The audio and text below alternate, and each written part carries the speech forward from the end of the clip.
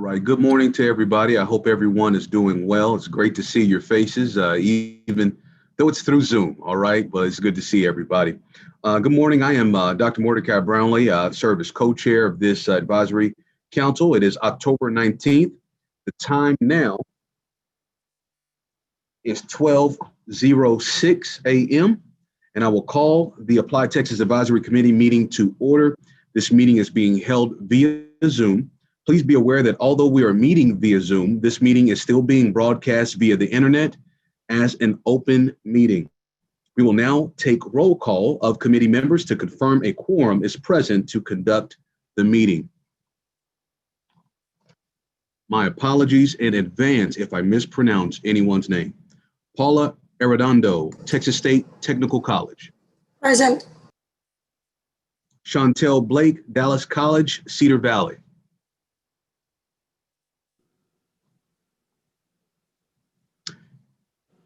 Kevin Davis, Stephen F. Austin State University. Present. Luis Franco, University of North Texas. Present. UNT Dallas. Okay, thank you. Leah Hickman, Midwestern State University. Present. Billy Legal, University of Houston, Victoria. Present. Dara Newton, the University of Texas, Rio Grande Valley.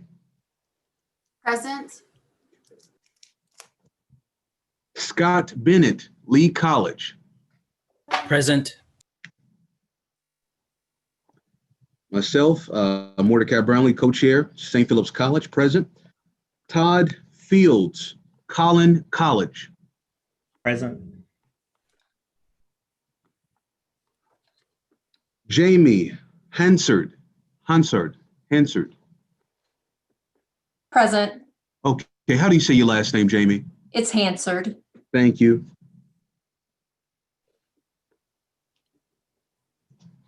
Laura Isdale, Lone Star College. Present. Okay, did I pronounce your last name correctly, Laura? Mm-hmm. Okay, thank you. Rebecca Lothringer, University of Texas at Arlington. Present.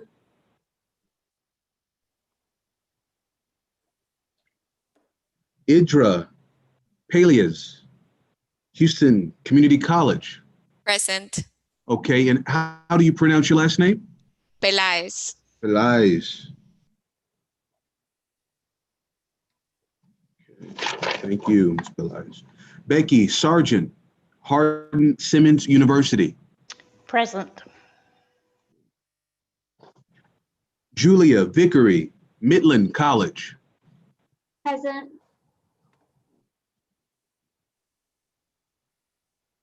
Miguel Wasalski. Did I say that? Okay, Miguel. Present. Vashalewski. Okay, brother. It's gonna be a long morning, man. Okay, Angie Taylor, Sam Houston State University. Present. Michelle Walker, Texas A&M University. Present. Awesome, and I believe we have our student representative, Tristan Pepper, the University of Texas at San Antonio. Present. All right.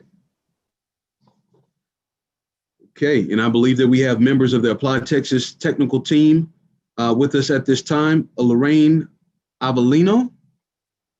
You with us, Lorraine? Mhm. Rebecca Kinsey. Yeah. David Muck. I know I saw David here. Present. And you got Graham Chapman. present. Monique Murphy. She's no longer part of the team. Thank you. Barry McClendon. He's just watching via YouTube. He's not. Okay, understood. Thank you. Okay, and the coordinating board staff, I know we have Claudette Jinks with us. And is there any members of the coordinating board staff that are with us? By all means, please let us know that you're with us. This is Jarrell Booker. Good morning. Thank you. Good morning, Assistant Commissioner. Anyone else from the coordinating board staff? We also have Deanna Foos and Kendra Horn on our call today, who will be help supporting us through the meeting. Okay, thank you, Thank you. Kendra Horn. Okay, team. We do have a quorum. This meeting is being streamed via YouTube. Please mute your microphone when not speaking. For this open meeting, we ask that you always keep your camera on. A quorum will be established via roll call, which it has. Before speaking, would you please identify yourself for the record? I ask that you wait for one person to finish before speaking. Otherwise, comments may be muddled or unclear. We may have to talk a bit slower and give one another an opportunity to transition in between today's call. So be cognizant of that, please. Should the conversation become unmanageable, I will direct you to use the hand raise feature. This can be found if you click on participants icon, and you will see a three buttons towards the bottom of the list. Please raise your hand and lower your hand after you have had an opportunity to speak. We will only use this feature if needed. I appreciate your willingness to be flexible. For this meeting, motions will be voted on by raising your hand in the camera and saying aye in favor or no if opposed. The Texas Higher Education Coordinating Board staff will monitor emails at the email address listed on the slides and will address questions related to the agenda items. Are there any questions before we move forward to agenda item number 2?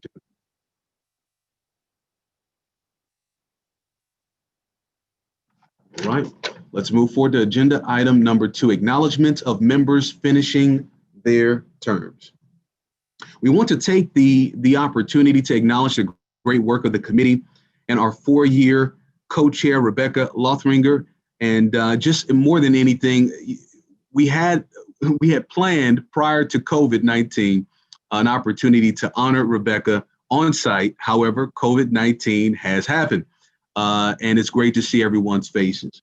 So with that said, we want to at least virtually acknowledge you, Rebecca, and thank you for your work in serving in the role as co-chair for the 4-year institution, co-chair, and give you an opportunity to say any words if you would like to, Rebecca. Well, when do I ever say no to the microphone? Thank you all very much. I really want to say that it's been a pleasure being the co-chair, and that's because of the team that we have that's working with ApplyTexas and the advisory committee now, from the coordinating board and from all the universities and colleges. What makes the ApplyTexas advisory committee really enjoyable is the fact that we all put students first. So I appreciate all your work, because you made my work very much enjoyable and very easy the last couple of years. And so thank you all, and keep up the good work. Thank you so much, Rebecca. It's an honor serving with you. And to any of our former committee members, some have rolled on and moved on with us into this next phase. However, for some that were with us that are no longer with us, we thank you for your service to this advisory committee. All right, at this time, we are going to move forward with agenda item number 3. Agenda item number 3 is a selection of 4-year institution co-chair for the 2020-2021 and 2021-2022 academic years. We will now take nominees for the 4-year co-chair. The co-chair will be responsible for assisting the 2-year co-chair, which is myself, in conducting meetings, working on the summer ApplyTexas meeting, and reporting to the board. The co-chair will also serve in the chair stead as needed. The co-chair will serve a 2-year term. The co-chair will work closely with me and the coordinating board staff to develop the agenda and meeting materials for each meeting to ensure the agenda is posted to the Texas Register in a timely manner. Please review the membership list, which you all would have received by email, as well as in the meeting invitation as well. provided you in the meeting materials, members that represent a four-year institution are eligible. Committee members, I'll now take nominations for the four-year chair. You are allowed to nominate yourself. Now, this part is off script. Be sure to respond. We would love to have an opportunity for you to serve in this role. And anyone that serves at a four-year institution is eligible to serve in this capacity. So we will take nominations at this time.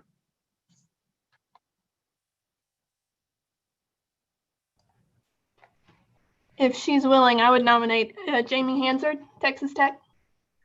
Thank you. And I hadn't mentioned that to you beforehand, so if, if you do not accept, that's okay. Thank you for the nomination. All right, we have one nomination. Thank you so much, Angie. I second that nomination. Okay, well, thank you for that, Michelle. Are there any other nominations? By all means, now is not the time to be humble. I support the nomination that's on the floor for Jamie. All right, thank you.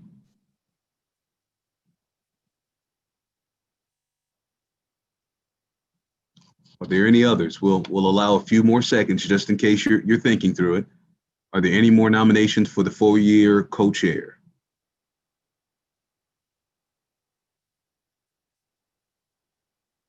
Okay. Ms. Jamie Hansard at Texas Tech has been nominated.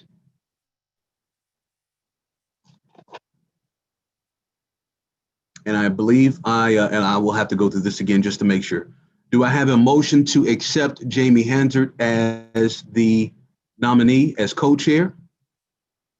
Angie, would you like to do that one more time? Yes. I motion to accept Jamie Hansard as the co-chair, four-year co-chair. Thank you. Is there a second? Michelle, I'll give you an opportunity again. I second that nomination. All right, we have a second by Michelle Walker. It has been moved by Miss Angie Taylor and seconded by Miss Michelle Walker. Since we are virtual, I will quickly seek a vote to accept Jamie as chair. Now, if I recall correctly, Claudette, we're going to do this by hand raise physically. Yes, you can either do the roll call or do the hand raise, and this means hand raise within your screen so we could see the nomination has been accepted. Thank So you. you can choose either way. Team, for the sake of speed, I would ask that you hold, if you're willing, just hold your hand to the camera and allow us to capture this moment. Don't cover your face up, Miguel. Don't. Okay. I believe we've had an opportunity to capture those in favor. Thank you very much. Okay, Claudette, I will need to capture those opposed at this time. If there is anyone who's opposed to the nomination on the floor, please hold your hand towards the camera at this time to be captured. I don't see any opposed at this time. Very good. Well, Ms. Jamie Hansard, Texas Tech University, congratulations. Thank you. I look forward to working with everybody. And I look forward to leading with you, Mordecai. Absolutely. We're going to have fun. Thank you so much, Jamie, and congratulations to you. Agenda item number 14 is a review and adoption of minutes from the February 24th, 2020 meeting. Please review the minutes from the meeting on February 24th, 2020. Take a few minutes and let us know if there are any changes or edits. So at this time, everyone, I'll allow, it's 10:20. Let's give this 4 minutes for review. So at 10:24, we'll come back and see if there are any comments.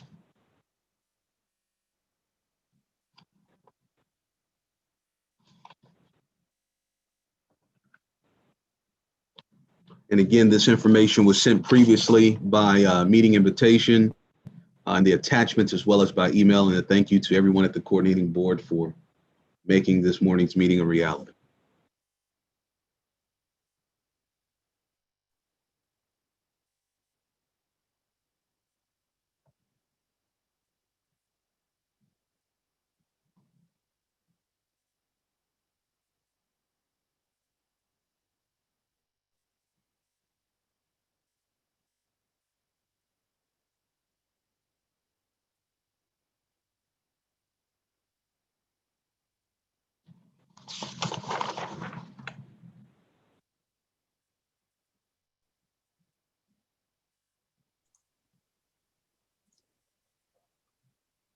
Claudette, I just, on page 1, under item B, my name is misspelled. It's Jamie. Okay. Also, page 3, bottom of the page, there's a bullet, David providing, and then it stops. David got off easy.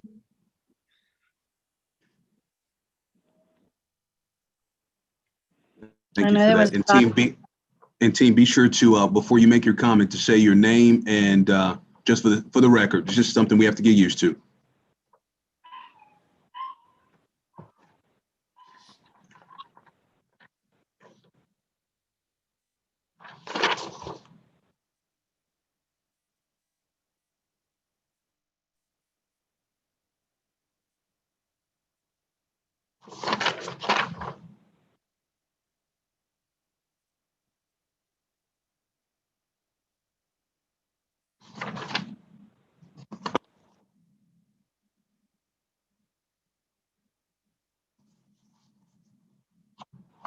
Okay, we're at the 2-minute mark.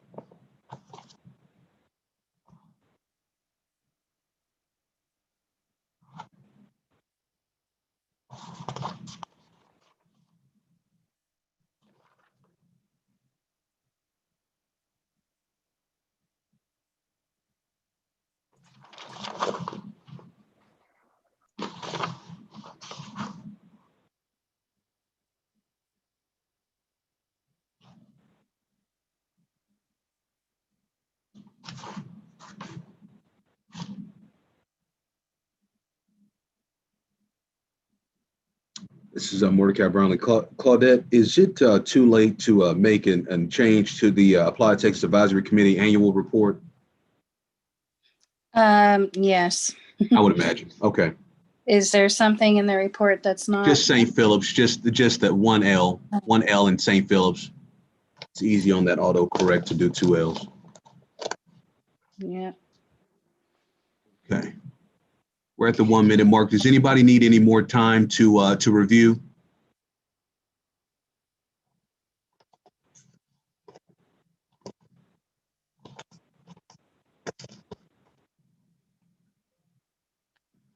Okay, thank you, team.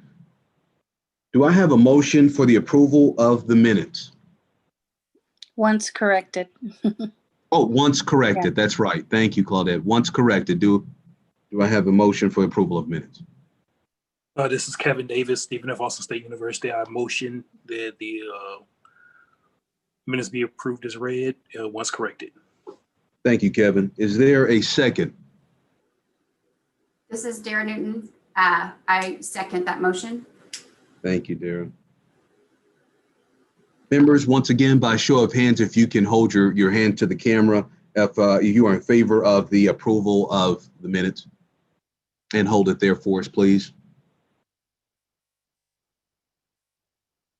I'll recapture it there, Claudette.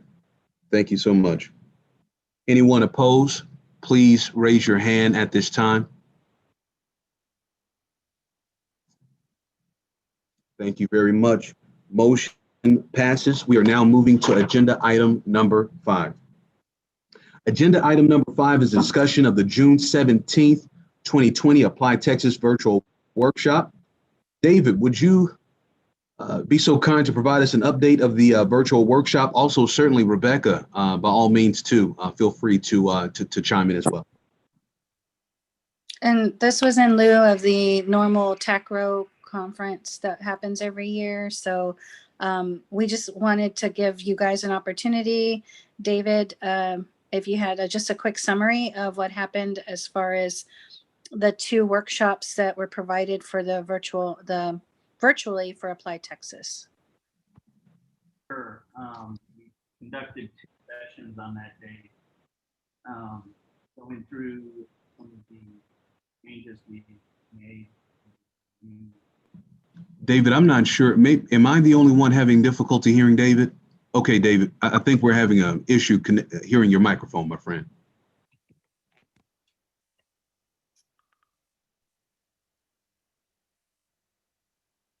How about now? That's better. We conducted 2 sessions on that date. One was geared towards higher ed administrators. The other was geared towards high school counselors. I believe the attendance was close to 300 or maybe a little more for the administrator, and I think it ended up over 600 for the counselor. Both sessions we walked through some of the changes we've made to the rewrite of the applicant site in Amazon Web Services, and opened it up for some questions.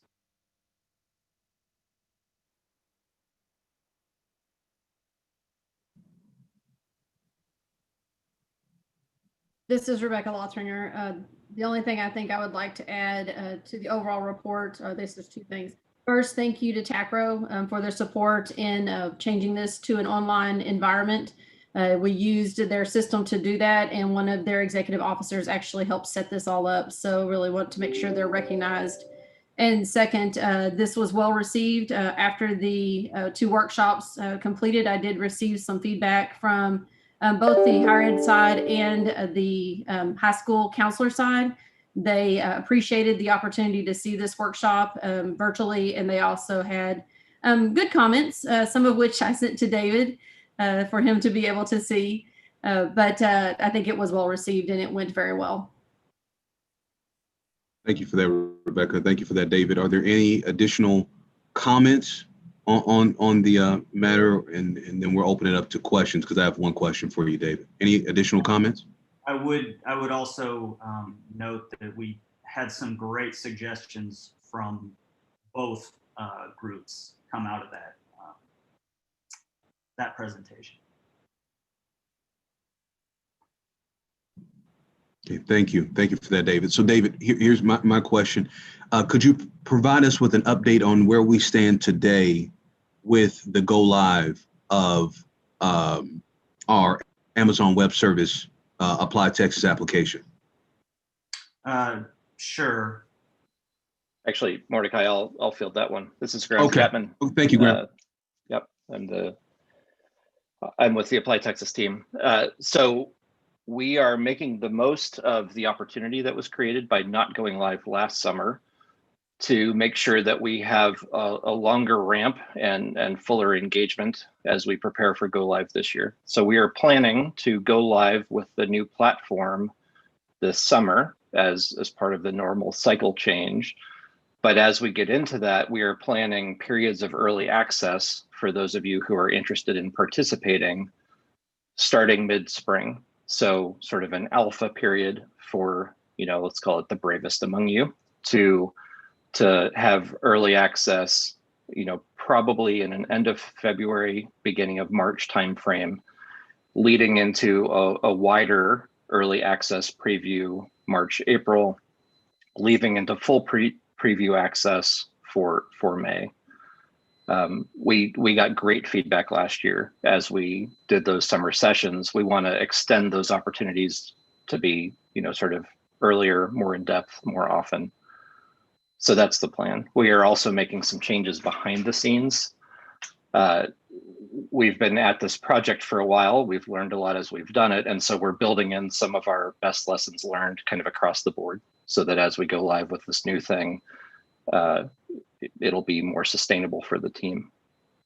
So that's the basic plan, is more access earlier for those of you who are interested, and we'll sort of have more specifics on that as the time nears.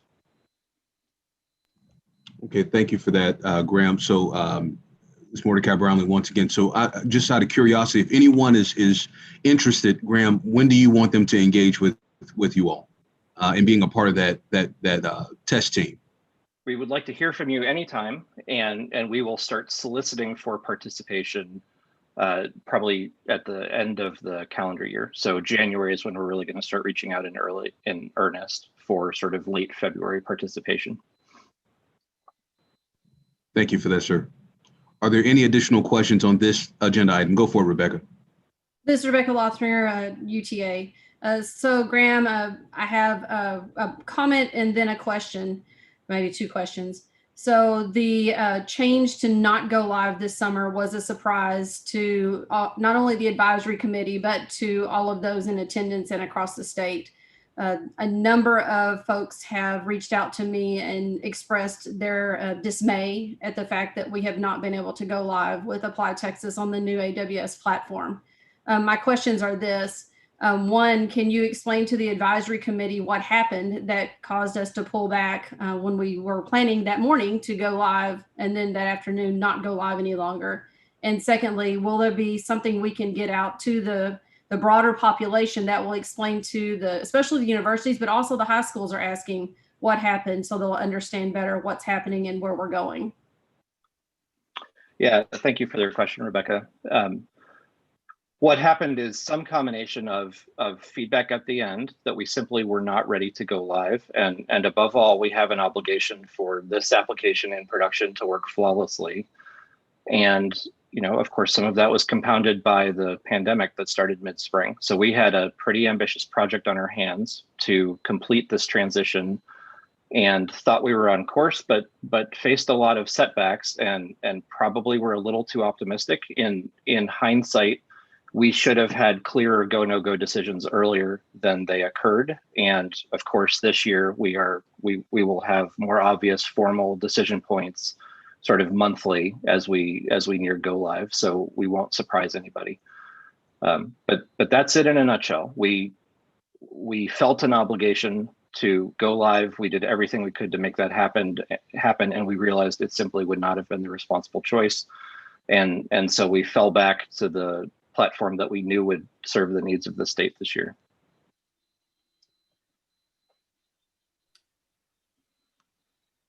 Rebecca, I acknowledge you for follow-up question.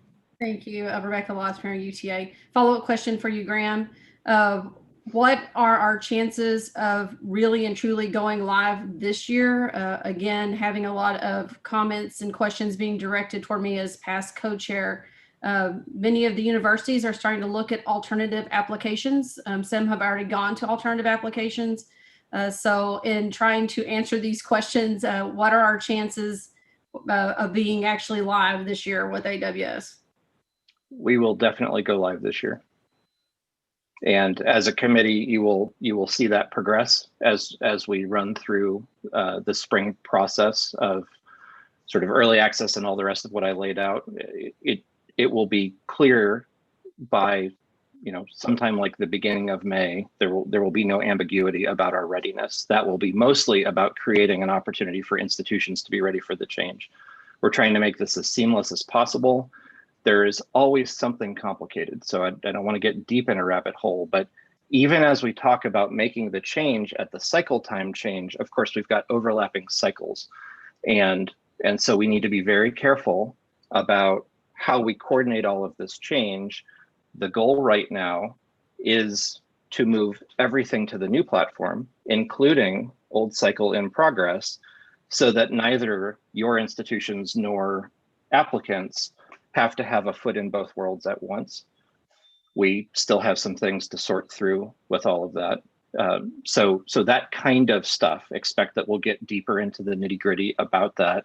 But the goal right now is to do a 100% cutover, which includes moving some of the information in progress from the old site to the new site, if that makes sense. So there are a set of things that, the real issues are always potentially down in the weeds, but we will talk through those together and have a much clearer idea of how those things are going. In parallel, as I'm sure we'll discuss, we've got any number of requests to turn ApplyTexas into more of a platform for high quality sharing of information back and forth. And so I think it will continue to have value both for a great applicant experience. We've got lots of usability improvements in the works to simply make it a better experience from start to end for the students who are using it, but also to ease the flow of information back and forth between the application, higher ed institutions, high school counselors, et cetera.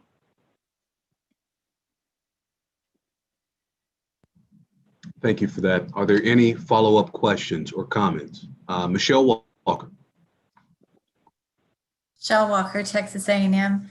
I do want to say that I applaud Graham and David and the team for making that decision, even though it was last minute. Having tested the AWS platform, it was not ready to go live. And I really applaud them for making that decision, because we do not want to present that out there and have students and counselors have a really bad experience. That would have been a whole lot worse for us. So I think their decision was a very good one. And I do trust that when we do go live, it will be a very good platform. It'll be better than it was going to be. So I thank you for that. I know that was not an easy decision, and I appreciate your willingness to consider, all things and make a very hard decision. Thank you, Michelle. It certainly wasn't the decision I was hoping to make. Okay. Please raise your hand if you'd like to be acknowledged for comments. I'll continue to sweep the room. Okay, Claudette, Jinx? Yeah. I agree with Michelle's feedback as well. After the workshop and after testing, it came to be that this system wasn't ready. And Graham explained to me the wanting to put forth a good quality product. And I think sending it out prematurely would have made it, a worse decision than the outcome that happened. So I know it wasn't easy, and just so everyone knows, they are on a limited time frame because they are managing two infrastructures or two systems at the same time. So there is cost associated to running both systems. So I think they're on a time crunch too, so make sure that there's no additional cost that's necessary to manage both systems. So I think pushing through, they will meet the timeline that they have set forth. Thank you for that comment, Claudette. Miss Rebecca Lothringer. Sorry, one more. I appreciate the comments, and I agree. And I know it was hard because I spoke with Graham and David after the workshop. I think ultimately what I am trying to get across is that we need to set up or send out something that explains that kind of information to the larger population. As late as Friday, I was still getting questioned on what happened and why universities should stay with ApplyTexas from another state committee. So I think it's something we need to send out, or at least give some kind of narrative, either from the technical team or more likely from this committee, to explain to the users what happened and that we are on top of it. This is Mordecai Brownlee. Thank you for bringing that up, Rebecca. I would say that it's certainly going to be a part of my communications update to see if we can make that happen as well. I think I saw Mr. Kevin Davis. Were you raising your hand, sir? Yes, sir, you're acknowledged. I guess it replied to Claudia's question. I just, she said we're actually paying for two systems currently. Does that mean that us as institutions should look for an increase in our bill this coming year? Should we be preparing stakeholders for that? No. No, our agency has a contract that's already in place. It's a 4-year contract. So those terms are already set. Any additional cost, I believe, goes to the institution or to the vendor. Technically, UT is our vendor for the maintenance and development implementation of ApplyTexas. So there should be no additional cost. Those costs are already set out for the next 2 years. So at least the next year. But to your question, there is no additional cost to the institutions for this. Thank you, Mr. Davis, for that question. Are there any other questions? Please raise your hand and I will acknowledge you.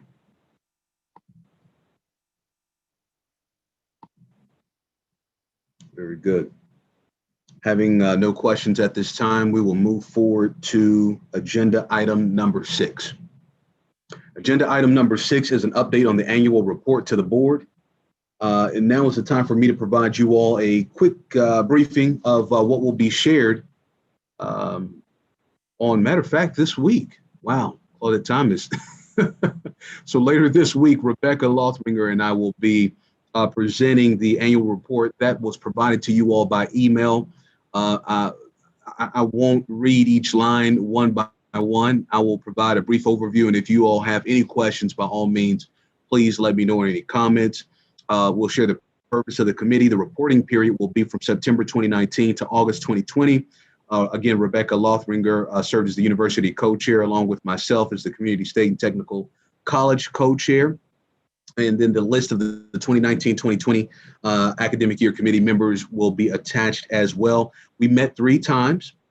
That would have been during that last cycle. And then, of course, COVID-19, that would also impact the annual costs expended. There was an estimated cost of over $13,000, and that wasn't quite, I don't think that was quite hit, but we shall see on that.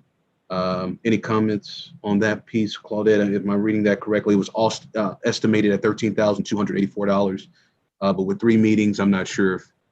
No, that's the, so our admin collects the paperwork from after every meeting during those in-person meetings. That includes travel, any expenses to each of the members. So that's what was submitted and turned in through a report that each of the members gave during after every meeting. So altogether, that was the total cost. Thank you very much. Thank you for that, Claudette. Thank you. And I've got to remember that there may be a delay, so my apologies if I cut you off in any way. Time commitments is discussed, 5 to 7 days on committee work, 10 to 12 days to prepare. And then there's a summary of tasks that were completed. Myself being nominated and elected into this role at the 2-year role, and thank you all again for the opportunity to serve. Then we talk about the ATAC, the ATAC annual sponsorship of the ApplyTexas workshop in conjunction with the TACRO Speedy Committee. We talk about that due to the COVID pandemic, the training was canceled. In lieu of in-person training, we talk about the virtual workshop that was held on June 17th to introduce the AWS platform, which David Muck as well as Graham Chapman discussed in detail. We'll be prepared to answer any questions if they're in regards to that and the go live of that. And then on here on the back, you'll see that there is a list of the various tasks and changes and updates to the accuracy and workflow that were completed. And are there any questions about anything that you all see here? So I'll go ahead and just let you all know that in the chair and the 2 co-chairs usually present this annual report to our board at our cause committee, which is on October 21st. They have a few minutes to just be able to provide it because this is actually by statute and is in the rules for them to report on these items. They'll have about 5 minutes to go over it, just as Mordecai did here. And then they'll have the opportunity, the board would have the opportunity to ask any questions regarding the work. But the report is just a summary. Like I said, it is part of it's a required report to our board annually. Normally we do this in December, but because of some changes to our meeting, the way that they meet now, it's now in October. But so that's why it got moved up. But normally we do this in December. So just so you know, for those of you that are new, this is an annual report and it's just a summary of the different items. All the items listed in the document are not all of the items that are from the committee. They're just the highlighted, the bigger task and bigger accomplishments of the committee from last year. So it's just a quick summary that's provided to our board annually. Thank you for that, Claudette. Mm-hmm. I had the pleasure of watching Miss Rebecca Lothringer at work, and so I'm going to do my absolute best on the 21st of this week to attempt the same level of excellence. Are there any other questions, comments at this time before we move forward to agenda item 7? Okay. A new team member has joined us, and I would like to acknowledge Claudette for the record that this individual is a team member from our committee is now on the call. Ms. Chantel Blake with Dallas College, Cedar Valley. Are you with us, Ms. Blake? Yes, I am. Good morning. Good morning. Is there any other team members, and I am doing my best to keep up with this, has anyone else new joined us on the call since we did our initial roll call? Okay, very good. Okay, agenda item number 7 is an update from the Strategic Planning Committee. This is the standing agenda item. Mr. Miguel. Yes, sir. Thank you. So a brief update. We obviously had COVID hit and that put a lot of things to the side. One of the things that we had completed at the end of February or at our last February meeting was so we had the survey and there was some edits that were provided. And so those changes were made. There is a need to work collaboratively with the communications subcommittee to look at the cover for that survey to ensure that it was structured in a way or communicated in a way that made sense for everybody that was receiving it as far as what's the purpose, what's the intent of the information. We have a draft of that and we'll provide that over to you, Mordecai, so that you can take a look at it. And then we also have the survey. We can send the survey again to everyone if everybody wants to just take another quick look at it. It didn't seem right to send that survey out in the middle of everything that was going on with the pandemic. So we held off on that. I think it probably makes most sense to look at distributing that survey in December, probably past, at least that initial December 1st deadline that a lot of institutions have, so that we can get a fresh interpretation of counselors and students and parents' experience with completing those applications. So that would be the idea with a probably about a 2-week time frame for that to occur. That's where we're at right now. We have the information that we forwarded on to Claudette this morning, and hopefully we can get that out to folks just so they can take a look at it. Michelle had provided some comments on different questions and those were updated. But again, as you're reading it, if you feel like something's just completely off, it doesn't make sense. And I know that we have some new folks on the board here, so actually having a fresh perspective on it would probably not be a bad thing. And for those new people, what the survey is this is a survey that's allowing us to, from our different constituents, be it colleges, schools, universities, the high school students, parents, high school counselors, to be able to get their interpretation of or evaluation of ApplyTexas Coalition Common Applications, so that we as a board can have the information to understand where do changes need to be made and where can there be enhancements within ApplyTexas in order to stay current and competitive with other application platforms that are out there. So we'll be forwarding this survey along to you all so then you can get some comments on that. Thank you for that briefing, Miguel. If you have a question or comment, will you just raise your hand? I'll be sure to acknowledge you at this time.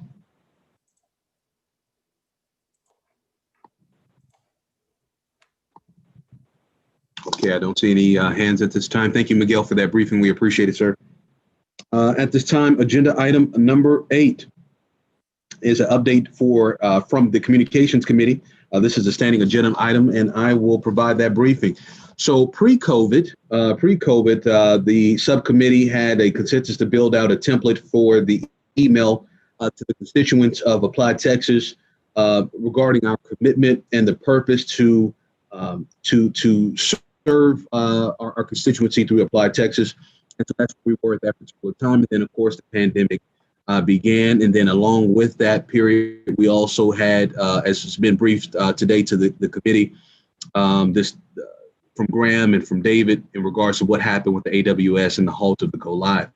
So by correspondence between myself, Claudette, Rebecca, to include David and Graham, I did send, and I understand that emails can, in the midst of things, and perhaps we were waiting for today's meeting, but I'll just bring it back to the table for the sake of communication. So David and Graham, what can we do as a collaboration to get a notice, get some information out to our constituents in regards to what has occurred and our commitment towards go live?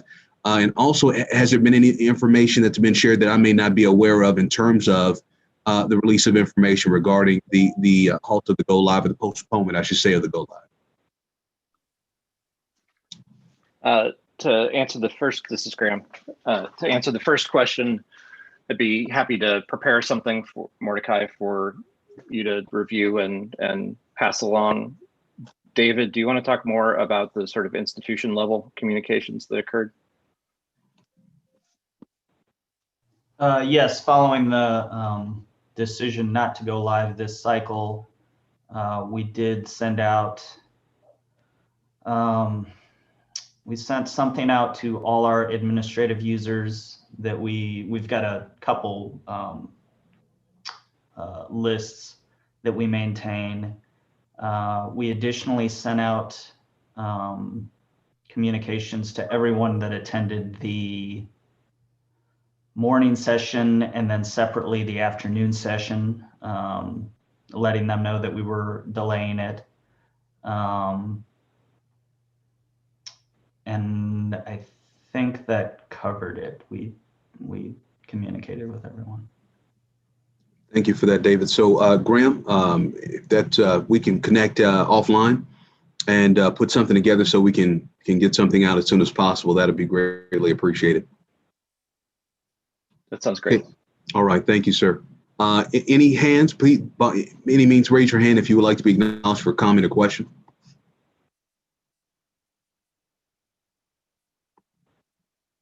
Okay. Seeing none, we will move forward. Thank you all. Moving to agenda item number 9. Agenda item number 9 is an overview of procedures for proposing and adopting changes to ApplyTexas. For those new to the committee, Claudette will provide a brief overview of the procedures and how changes to the ApplyTexas application are made. Ms. Claudette Jinks. Yes, so we recognize that a number of you are new to the committee or may have served in the committee before. There have been some changes until how the committee does look at and review the different proposals that come to either the coordinating board or to the ApplyTexas team. One of the things I just wanted to start out with, because we just jumped right in, again, I want to welcome all of you new members and make sure that you all had an opportunity to look or review the orientation materials that were sent out.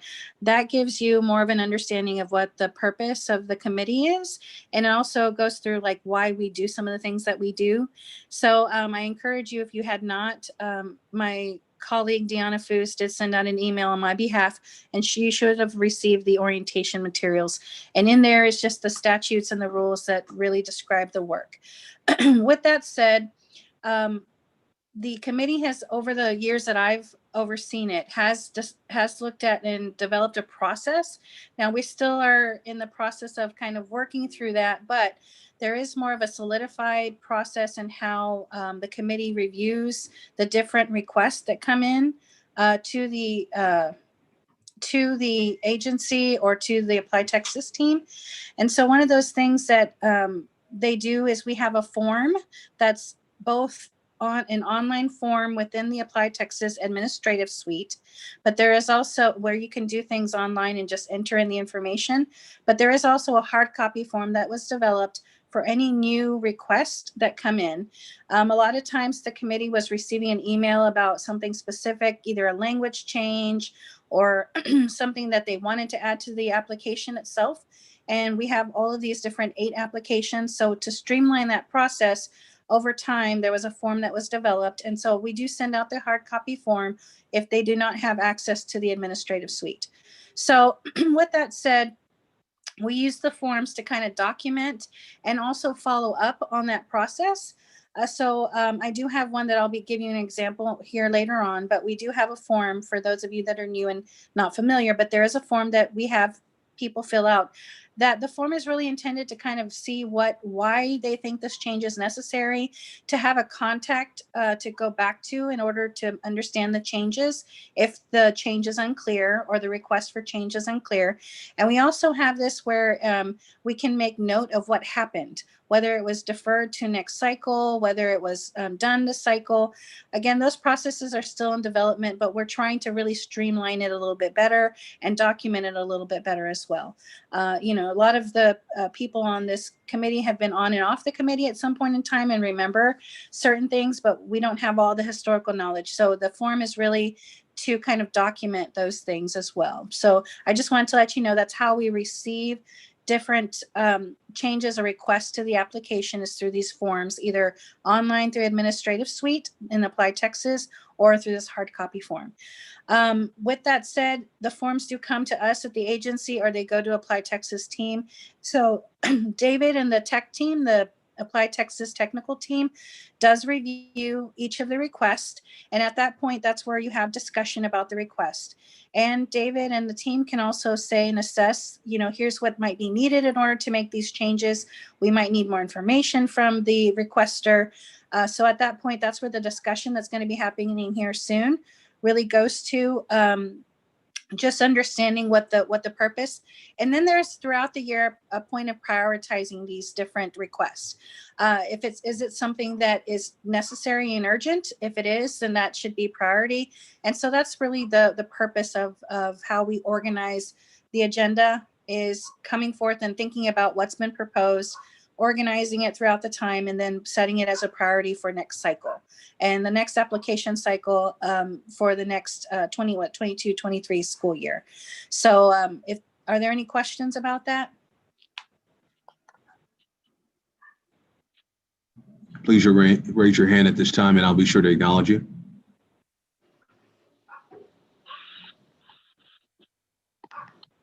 Okay, oh, there we go, Angie Taylor. Yes, Angie, Sam Houston State. Claudette, I was just going to mention one thing since you just mentioned the change up of the report that goes to the coordinating board. In the new member document, there's a time frame in there of major events, and so that would need to be updated in that section. It still has the January reporting time frame. Is this in the orientation packet or? The new member overview, is that the same document? Yes, the new member overview that was in the materials that went out a couple of months, I guess last month. Mm-hmm. Okay, we'll on make page 3. Thank you. Mm-hmm.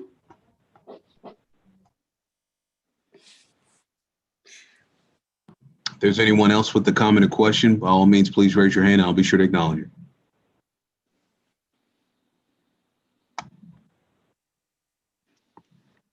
Okay, I don't see any hands. Thank you for that, Claudette. Thank you. Agenda item 10 is a review of proposed changes to ApplyTexas application and procedures carried forward from 2020-2021. You all should have received the ApplyTexas team technical update in your meeting materials. David Muck will provide the tech team update and revisit any pending items that were carried over from the last application cycle that you all might want to explore for the upcoming application cycle. We will then move forward to agenda item 11 to discuss any new proposed changes to the ApplyTexas forms or procedures. At this time, I will turn it over to Mr. David Muck.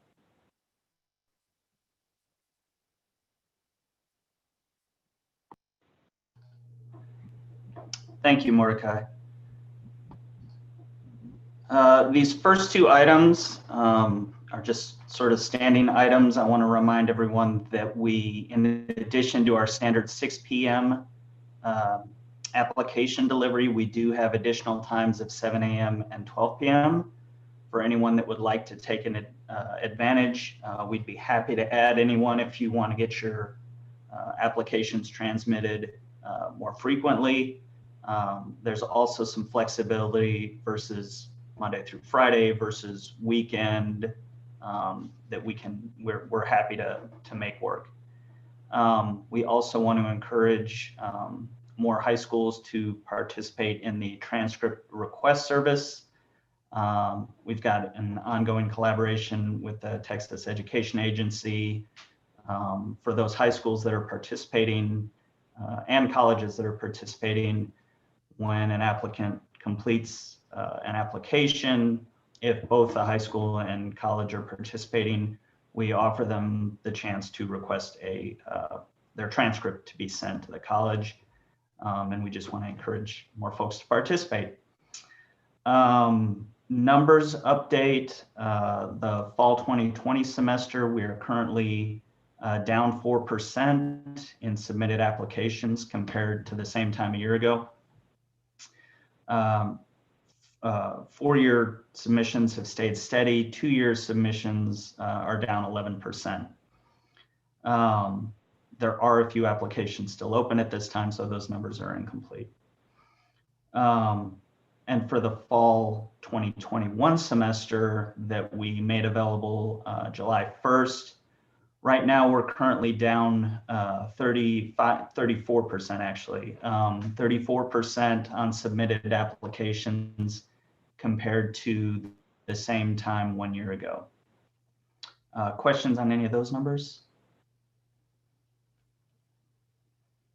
Okay. We added a question to two-year and US freshman applications, asking for the applicant's permission to receive text messaging from the Texas Higher Education Coordinating Board and Admit Hub. The hope is that this will help facilitate some of the advising and outreach campaigns that the coordinating board is involved in. We're sending a daily feed of those, or not daily, a weekly feed of those applications to the coordinating board so that they can reach out to applicants and help them on their journey.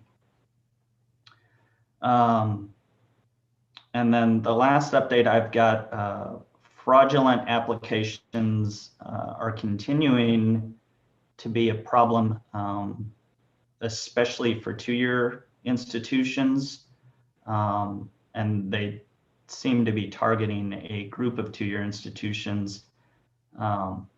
We continue to work on reducing this issue, and our efforts, we're proud of them, but these attackers are consistently adjusting to the efforts we're making.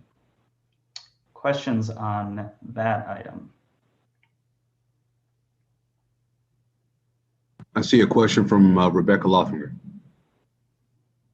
Thank you, Mordecai. Follow up, and it's not really a question for you, David, as much as it may be for the coordinating board.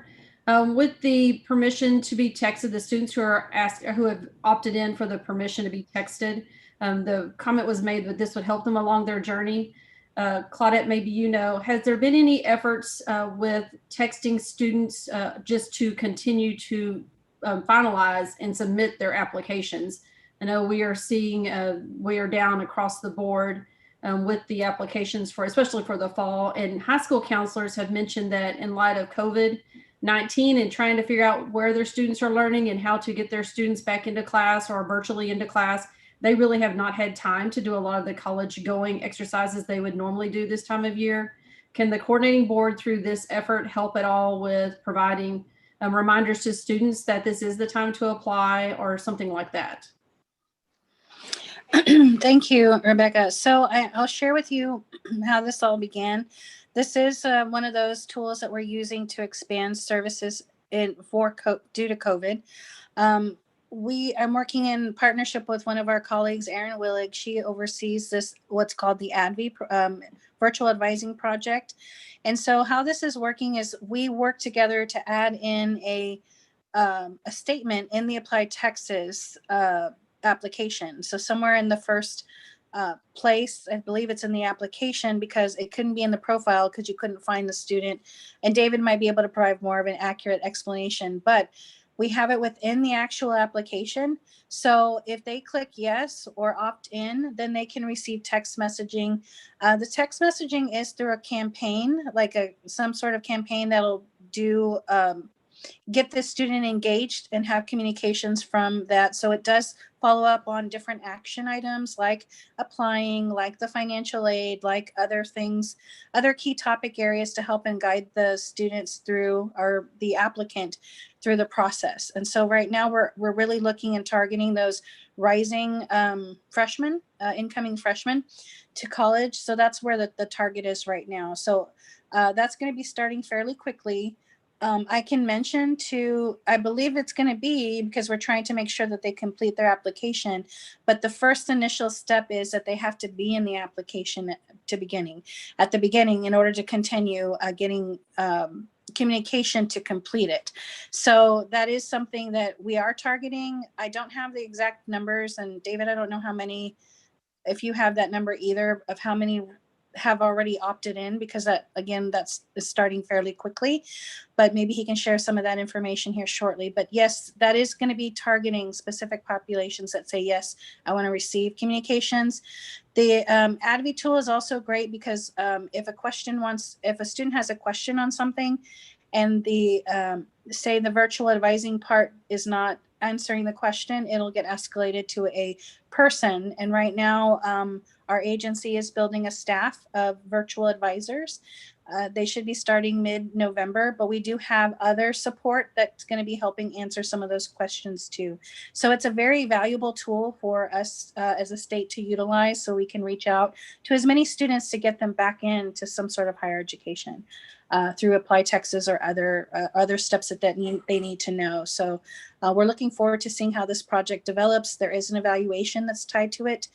So we can see how it's going to be played out. And David has been in communication, is working very actively with our agency and the lead on the project as well. So I hope that answers your question. I don't, but I do know that it is intended. I don't know how the specific campaign for it, but yes, it is thought to help those that are already in the application complete the ApplyTexas application. Thank you for that, David, Claudette. I see it. I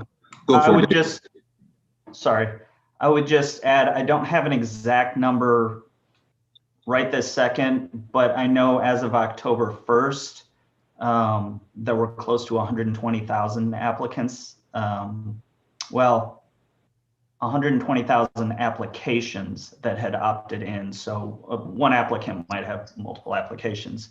But there were at least 120,000 applications where the applicant had opted in to receiving those text messages. Thank you for that, David. I see a question from Dara Newton.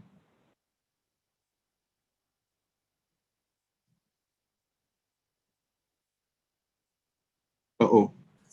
Sorry. When No you problem. have 3 screens and your mouse won't move to the one that you're on, that's a problem sometimes. Claudette, I have a question. So for institutions that actually work their incomplete applications, how will we know what messages the coordinating board is doing at the same time, so that if we're doing some of those same things, we're not necessarily conflicting, or a student knows what direction to go if they're getting text? That's a good point. So really the notification is coming based on their input to ApplyTexas. So as ApplyTexas says, you know, it sends a welcome message and explains that they've opted in or that they acknowledge that it's from ApplyTexas. When I talk about campaigns, it's a uniform campaign where there are specific notes or specific texts that go out to these individuals. It's a good point that you brought up. Let me talk to my colleague to see how we might be able to share that. But I could say it's not very many texts because I won't even say a number. I don't want to be false in what I'm saying or wrong. So, but I do know that it's a series of texts within this campaign to kind of encourage. It's those nudges. So it's not specific to the institution or to the student. It's just reminding them that they need to move forward in their application process. But to your point, I think we should develop some sort of process to notify institutions of that messaging. Okay, So fantastic. Thank you. Okay, and Miss Angie Taylor. Thanks. Claudette, to follow up on that, maybe even just something that shows the timing of it in general, like if they apply and then it's 7 days out or 14 days out, just something so that we can align our processes that we have in place, which could be texting as well or emails or whatever. We will just align it to support what you guys are doing. So what I'm hearing is just the notice of what the messaging is and the timing, expected timing. Yes, I think we can do that. I just need to figure out what's the best way to get that communication out to everyone. See a question from Luis Franco. Luis Franco, UNT Dallas. No, I was gonna just reinforce everything that everybody's saying. I think it's also important. I don't know if there's sort of some campaign or educational effort around this with also our high school partners, because I think that if counselors don't know or are not aware of all of this, just to knowing kind of, and even all college access providers and so on and so forth, so that way they know, okay, our students are getting these messages, right? Because I know also a lot of districts have their own texting, and even here in the Dallas area with Dallas County Promise, there's a lot of messaging that goes out to students. So I think it's important to be coordinated, because I think what will happen is the same thing that happens already with email. Students that will just tune out, because then it's like I'm getting multiple messages. So even if this effort's only sending 3 emails in mass or 4, like you say, you don't know the exact number. I'm not saying that they're getting texted every day, but some other programs are texting them every day or every so often, it seems. And so I think it's important for all that to be as coordinated as possible. And sometimes, even if they're not necessarily officially coordinated, but just to know, okay, in the context of what I'm about to send, you know, like Dara said, like if I work in complete applications and I know, okay, they're getting this already, so how do I overlay what's going on? Or also if I'm a counselor or a college access partner or a district person, I know that the coordinating board is sending this, and I want to make sure my students also understand what it means when they click that, because if it's the contact acknowledgement paragraph at the end, you know, depending on how many students really read that or understand or just see that as like, no, I don't want people to contact me to sell me stuff or to, you know, whatever, but to really understand what is it that I'm agreeing to. And it's helpful. Like I want to encourage my students as I help them, or tell my Go Center tutors, whatever, to make sure that they're telling students that they definitely want to take advantage of being plugged into that. So I think it's just some awareness around that. That'd be great. Thank you for that. Yes, we have actually worked very closely with a lot of different partners like Commit, Dallas, Dallas College, having a hard time with it's Dallas County Promise. I know that they changed their name to Dallas College, which is taking some time for me to get used to. So with that said, we are aware of the messaging. What the good thing is about this specific campaign is that the students are opting in. So they should be aware, rather than just receiving messages from any college or university that they do on a normal basis, the students should be aware that they've opted into something. And that's why the messaging is pretty clear. The coming from Apply, they're opting in through ApplyTexas. So that's a little bit more of an understanding that it's just not a random, because I do, to your point about acknowledgements at the end, there is a specific question within the application that says, do you want this messaging? And that's where the opt-in comes from. So it's very clear. It's not hidden in the acknowledgements or anything like that, or the certifications in that part. So, but to your point about being coordinated, we do work with several different other organizations and different institutions as well to understand the messaging. We are a part, the Advi tool is also embedded in another campaign, Future Focus Texas. And Future Focus Texas is at the higher, the school district level, and we can also be at the higher ed level as well. But that is a number of resources that are, it essentially was supposed to be a counselor toolkit or bundles, but they now switched it to just a resource bundle only to help assist students in this virtual space. There was a big call to action for a lot of us over the summer and in the spring, and a group of nonprofit organizations got together, including the coordinating board, TEA, and the Texas Workforce Commission. Lots of different groups coming together, Commit Partnership. Everyone came together to kind of create this Future Focus Texas partnership to assist the students in understanding some of the changes that are happening due to the pandemic, but also offering counselors and even advisors tools to help and assist students in different ways, like articles, videos, and different notifications. So there's a lot of resources that are available to them, and we've been working very closely with a lot of those different partners to make sure that we're coordinating efforts. Part of that is embedding the Advi tool or utilizing the Advi tool as well there. So we do understand that there's going to be a lot of messaging now, even more so because of the pandemic. But like I said, I think one of the good things about this is that the student is aware that they've opted into something. And we tried to make sure that they understood that it's from ApplyTexas and when they opted in through ApplyTexas. But I do like the idea of at least sharing the timing and the messaging. I believe it's only 4 or 5 texts that go out at certain times, but I want to make sure that we know to give you guys more of a clearer understanding and think through how to get that information out to everyone, because it should be accessible to all institutions. So we're not duplicating efforts, but I can tell you it's more of a high level and not specific texting that's going to be happening. So, but I'll get that out to you guys and make sure that we're doing more in coordinating efforts as well. Great comments, everyone. Indra, did Miss Pilas, did you still have a question? Thank you, Indra from HCC. My question, I I echo the sentiment from the team here regarding the campaigns.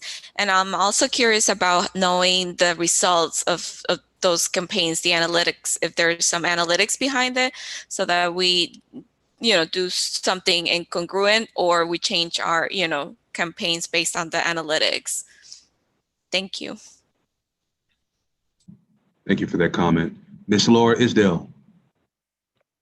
Laura Isdell, Lone Star College. I still have concerns about the communications, and I love everyone's feedback, but I also was wondering about what's the communication plan for things like the fraudulent applications being reported.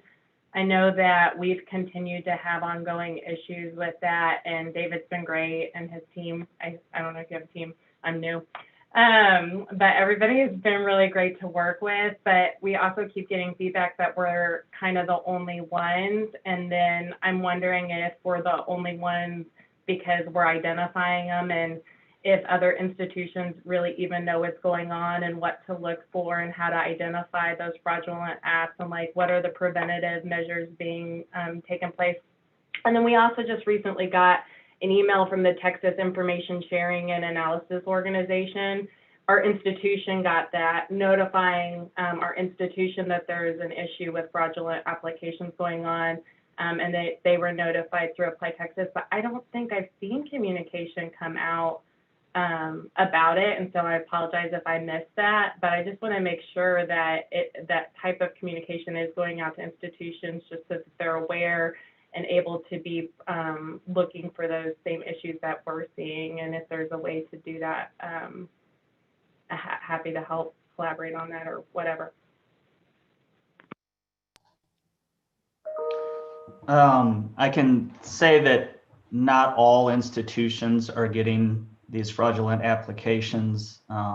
It seems to be mainly two-year schools, and we think it's primarily those two-year institutions that issue .edu email addresses upon loading the application into their system. We think that's the goal of these attackers. They then take those .edu email addresses and sell them. That's a theory, I should note that, but that's what we think is going on. I mean, that's what we would agree with as well. Like, that's definitely what it feels like. But still, I just think we could do, and again, I apologize if communication's gone out, but it feels like we could do better communication or collaboration across the state with the people, the other two-year schools who that's their reality, to just make sure we're all on the same page. And when we're seeing something new, like when the tom.com email addresses start coming up, and making sure that people are aware, or the types of strategies that we're employing in order to review cases before we load them into our system to not issue those email addresses. I feel like just that type of conversation might be beneficial to other people outside of our institution. Thank you for that comment, Laura. Claudette, your wisdom is appreciated. Is this just an item that would be subcommittee worthy, that we could rally around? Yes, and so I have talked to the UT ApplyTexas team, and they've shared what they've done in the past as far as communicating these things. To David's point about the .edu emails that get sent out or generated automatically, that issue did come up last year and has since still been an issue or a problem.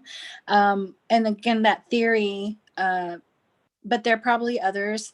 I think from my understanding, it's that I don't think that we get away from any fraudulent different applications, because there have been different bouts throughout time since I've taken over responsibility of the ApplyTexas system and the contract. So I know that there have been different times. And to David's point, people find a way to work around some of these things. So, but I do believe that is, to your point, Laura, a great suggestion, and getting with the subcommittee. For those of you who are not familiar or do not know, Mordecai does lead the subcommittee, the communication subcommittee. Miguel leads the strategic planning committee. So if there's anything that you want to join as far as any one of those subcommittee work. Those are just mainly emails and communications offline that talk through communications such as this, but I do think it is worthy. I do agree. Last year we really, to your point, Mordecai, talked about being more transparent and communication, providing more communication about different things like the rollover, like, these issues as well. So that could be a great role for the subcommittee to do as you guys move forward. But that subcommittee was established last year. So please feel free to join Mordecai in that subcommittee work for communications. But I agree.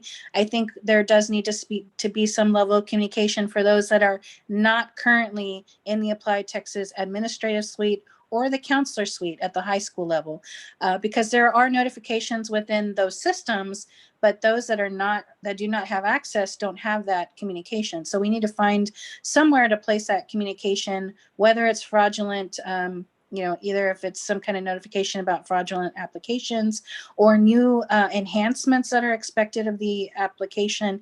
Those things need to go somewhere. So the subcommittee can work towards finding a space that we could be doing that. So yes, I think it is worthy of this communication subcommittee's work, and even the strategic planning. Thank you for that, Claudette. Thank you for that. So, Ms. Isdale, would you please send me an email, and we'll start working to support that. Okay, thank you. Are there any other questions or comments? Please raise your hand at this time. Okay, Graham Chapman. This is Graham. Just following up on that, Laura, I would propose also considering creating a new dedicated subcommittee for two-year institutions to talk specifically about fraudulent applications. I think part of that is a communication challenge, but there's simply more to it. And it's worth talking about, strategies and tactics that are hard to discuss in a, publicly broadcast meeting. It's hard to get into security details in this forum, but I think it would be a great idea to have a subcommittee focus on such things. Thank you for that, sir. There we go, Angie Taylor. Thanks, Angie, Sam Houston State. Claudette, forgive me if I had missed this in a previous meeting, and this is just a question about the question that got added. Is that something that would have gone to this committee for review to be added on, or is that something that the coordinating board has the ability to just add on? Sorry, I had to mute. It's something that the coordinating board requested. So it was added only for the purpose of collecting the collecting the opt-ins specifically for this communication. But David we wanted to make sure that you all knew that question was there. Any information that's accepted it's very specifically worded that they're opting into this communication, and it's for that communication. So that information comes to the agency, and that's how they're doing it under the evaluation umbrella as well, because it is being evaluated for its effectiveness. And what day did you say that went? When did the question go on? I believe is at the beginning of the cycle, right, David? It was a few weeks into the cycle. It was August 28th, I believe. And then the placement of it's at the bottom of the biographical page, the first page of the application for both 2-year and U.S. freshman applications. And it was put there to try to catch them early on in the application rather than being buried at the end in the certifications at the end of the application. Catching them early, there's an opportunity to outreach earlier in the application. And this really was in the midst of the COVID pandemic. The decision was made because we're trying to everyone's point on the call, to make sure that students are completing and having that resource available to them in a virtual format. So texting like you all are texting to kind of give some high level information, to give that nudging as well. It's not specific to any institution, just the higher level step-by-step processes. Beyond just admission, it's also financial aid and talking about scholarships and making sure that they complete their FAFSA. Those are campaigns that are being discussed in the future. So we want to make sure that the students have some sort of ongoing communication and broad. They have any opportunity to opt out as well. So, you know, just know that that's the purpose of the question. If you have a question or comment, please raise your hand. I think I see Miss Michelle Walker. Yes, Michelle Walker, Texas A&M. My only concern with those communications is that with the various universities having different deadlines, and UT and ourselves being December 1 deadline, I think we're the earliest. You know, are those communications getting to the students in time for them to react if they're applying to our universities? I know we do our own robust communicating, but that would be a concern about also scholarships, because our scholarship awarding goes on a lot sooner than maybe some other schools. So I do have a few concerns about whether that will create some confusion among students because of the timing. And is the timing planned in such a way that you can accommodate the various deadlines for the different universities?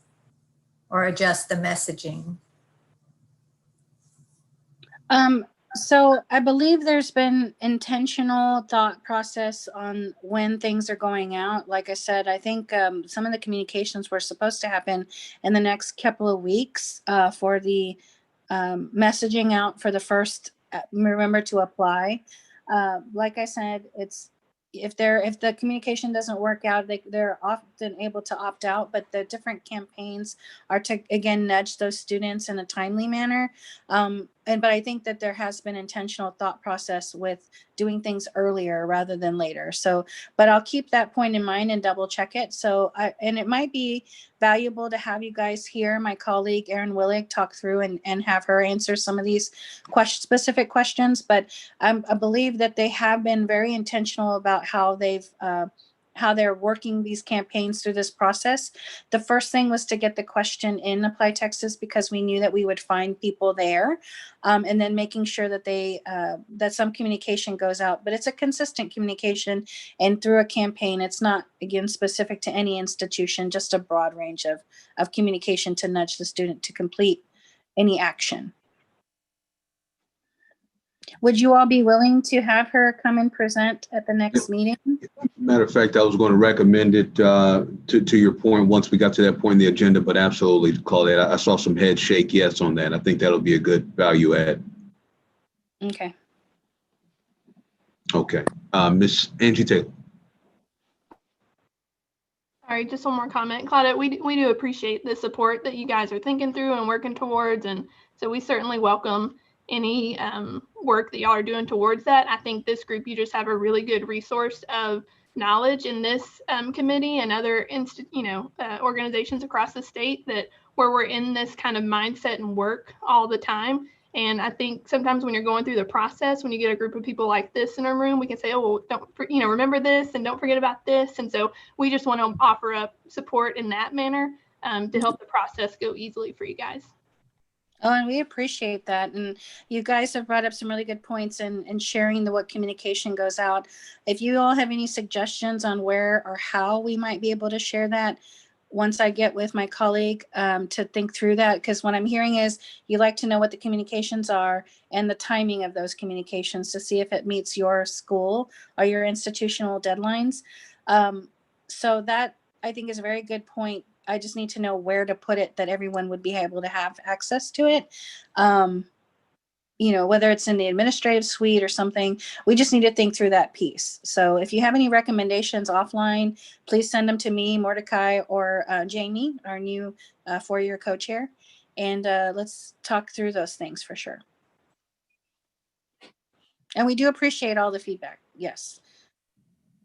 And I'll make sure that Erin is able to come and talk to you guys to answer more of your specific questions. I know at a high level, I've been helping here and there, but we do have a dedicated staff that does work on this specific tool. And what is Erin's last name, Claudette? Her last name is Willig, Willig. Thank you. Hey, team, any more comments or questions regarding this agenda item? Do another sweep here. Awesome. Okay, seeing none. Now, I would tell you, team, the time now is 11:31. I would love to give you a stand-up break. However, if you need to stand up, by all means, please do so. Realize that we're being broadcast and that we're recording, so be aware of that. However, we currently have a window from 10 a.m. to 12 p.m. that's been posted. So I want to do our best to stay within that window just for time's sake. So I'll continue this. If you need to take a stretch break, we totally understand. Just be cognizant. We're on YouTube. We are broadcasting and your video is on. All right. At this time, I will move on to agenda item 11. Is a discussion and consideration of new proposed changes to ApplyTexas forms or procedures. We will now open it up to any new changes to the ApplyTexas forms and procedures. Claudette, I believe you received one. Did you? I believe you did. Claudette Jinks? Yes, I do. Before that, do we want to review the ones that David had from last year first? Okay, very good. I'm sorry. Let's cover that. And I think those are still listed in the tech team update on where it says future proposed. Am I correct in that, David? They are, so these first two are carryover from the previous cycle. They were requests that were, I believe, tabled or not at that time. The first is a proposal to set up and install Google Tag Manager and Google Analytics in ApplyTexas to allow tracking of how applicants arrive at the site. And that request came from Texas A&M Commerce. The second was a proposal to add a grade received field to the education information section in an effort at collecting the self-reporting of grades. And that was a request by the University of Houston. This next one is brand new. I believe we got it in the past month. This is a proposal to add a question if the applicant enters a phone number and then identifies that phone number as a cell phone. I won't read the entire text, but it's opting in to receive text messaging. And that was a proposal by the University of Incarnate Word. And that's the only new proposal that we've gotten. The other two were carried forward.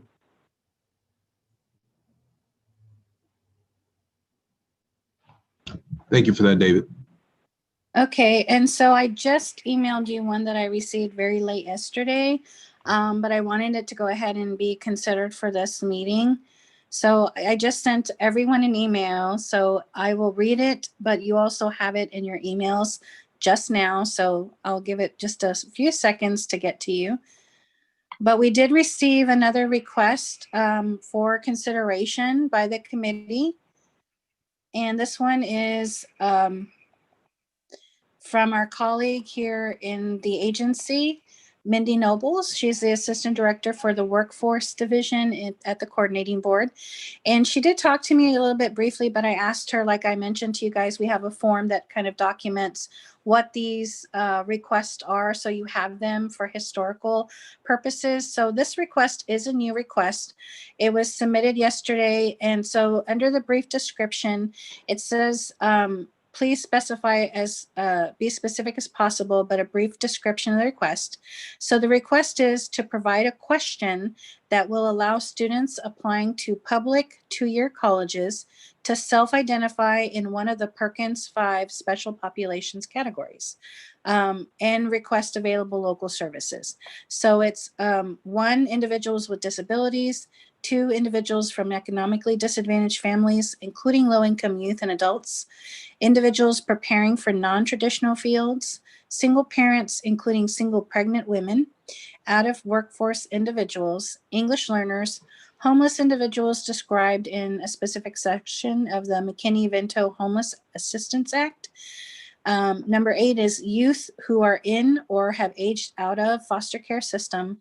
And number 9, youth with a parent who is a member of the armed forces or in active duty. So it gives some more specification about what those items are referring to and the different sections that they refer to. So they have suggested wording here. Do any of the following describe your describe your life circumstances? You may check all that apply. This information is voluntary. So in there, they list a number of different opt-in or check boxes. And then number 2 is if you checked any of the descriptions above, would you like to receive information about possible eligibility for financial and other assistance? Yes or no? So I hope all of you received the document so you can see this for consideration. Now, based on previous knowledge of how these questions work, I'll defer to David to give some overall assistance in thinking through the suggested wording and the boxes along with the logic of question number 2 that's under the suggested wording. So does anyone want to kind of help think through this that has some familiarity with this? Well, I'll jump in there, Claudette, and thank you. One thing for sure that sticks out, I want to be sure to say it just for record. Under suggested wording, this would be option 1, 2, 3, 4, 5, 6, 7. We need to change that don't have a regular place to live to I. The second follow-up of this is that us having the ability to talk through, number 1, how this data will then pull in, how it will be showcased on the pool, but then having an understanding of once a student declares, or I should say a prospective applicant declares and completes one of these responses, I think there's just some thought through is the idea that the Perkins funds themselves would then be made available and eligible to any other students based on their responses, or is it to the institution's now discretion to have operational funds available to support students based on their responses?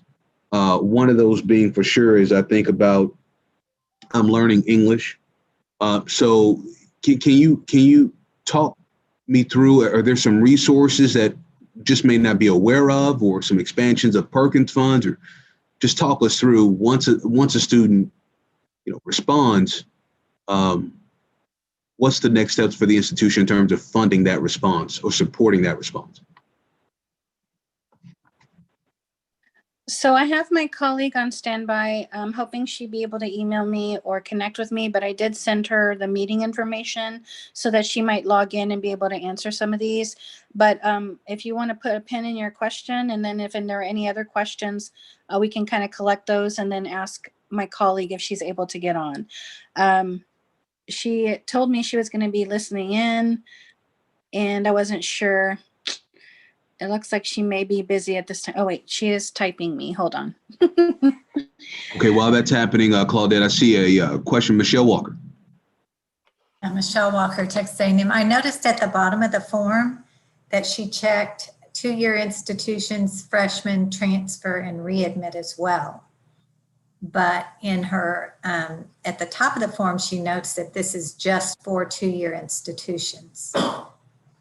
So I want to be clear on that. Is this proposed for just 2-year institution application or for all applications? It may have been just for the 2-year. I will tell you, I forwarded her an example of one of the forms, and so she may have not really known, but we'll double check that with her as well. Okay, yeah, just make sure. Thank you for that, Michelle. Okay, so so to your point, Mordecai, the question is yes to both. Perkins and local funds may be used. And so she is joining now to give some more specifics around your question. And we'll clarify whether it's for the 2-year or multiple applications as well. Are there any other questions regarding the request? I see Graham Chapman. This is Graham Chapman. I'm curious about the segment that says I'm learning English. Doesn't necessarily specify English as a second language or something. So I'm curious whether that is a specific enough thing to not cause confusion. Okay, let's get her in here. Oops. Okay. I'm sorry, I'm doing a couple of things at one time. Let me see.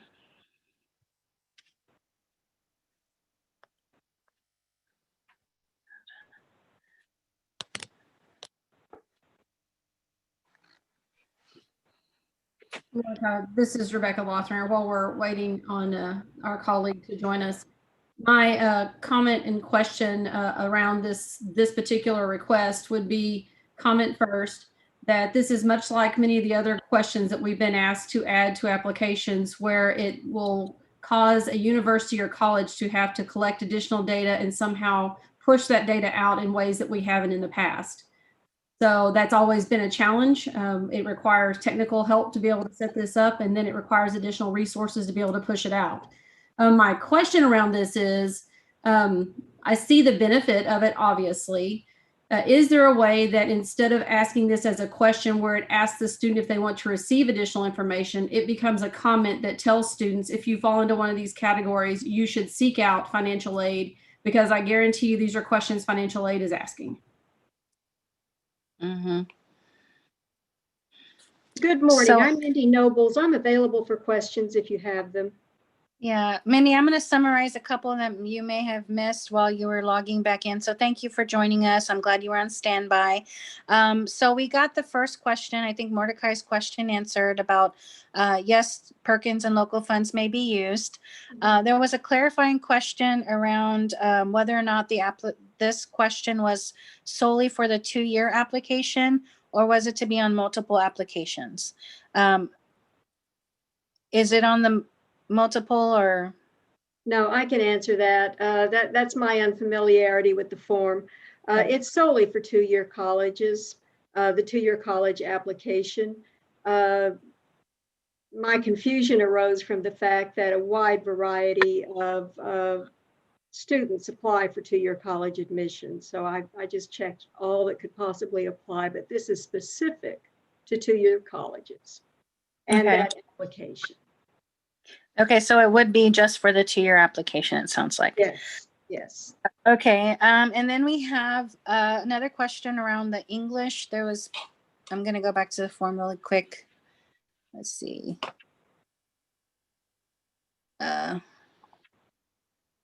Oops. So it said, I'm sorry, Graham, you probably have it. Oh, here it is. I'm learning English. Graham, do you have more clarification on that request? I was trying to get Mindy in and missed your comment. Can you? Graham, I'm being frustratingly literal, but I imagine we're all still learning English in some sense. So I wondered whether this was meant to say, as an additional language. Yes, English learners or English language learners is kind of a new nomenclature for English as a second language, or limited English proficient, which is, has some negative connotations to it. English learners are simply people who are acquiring English as a functional language. The language in the suggested wording is simply a draft. It could be modified to specify anything the committee would prefer. But I think for most adults, trying to express this in a way that the average college applicant would understand it, I think most people applying to a 2-year college would understand this in the connotative sense of being someone who is acquiring English as a second language. Thank you for that response, Ms. Noble. Mordecai Brownlee, I serve as the co-chair of this committee for two-year colleges.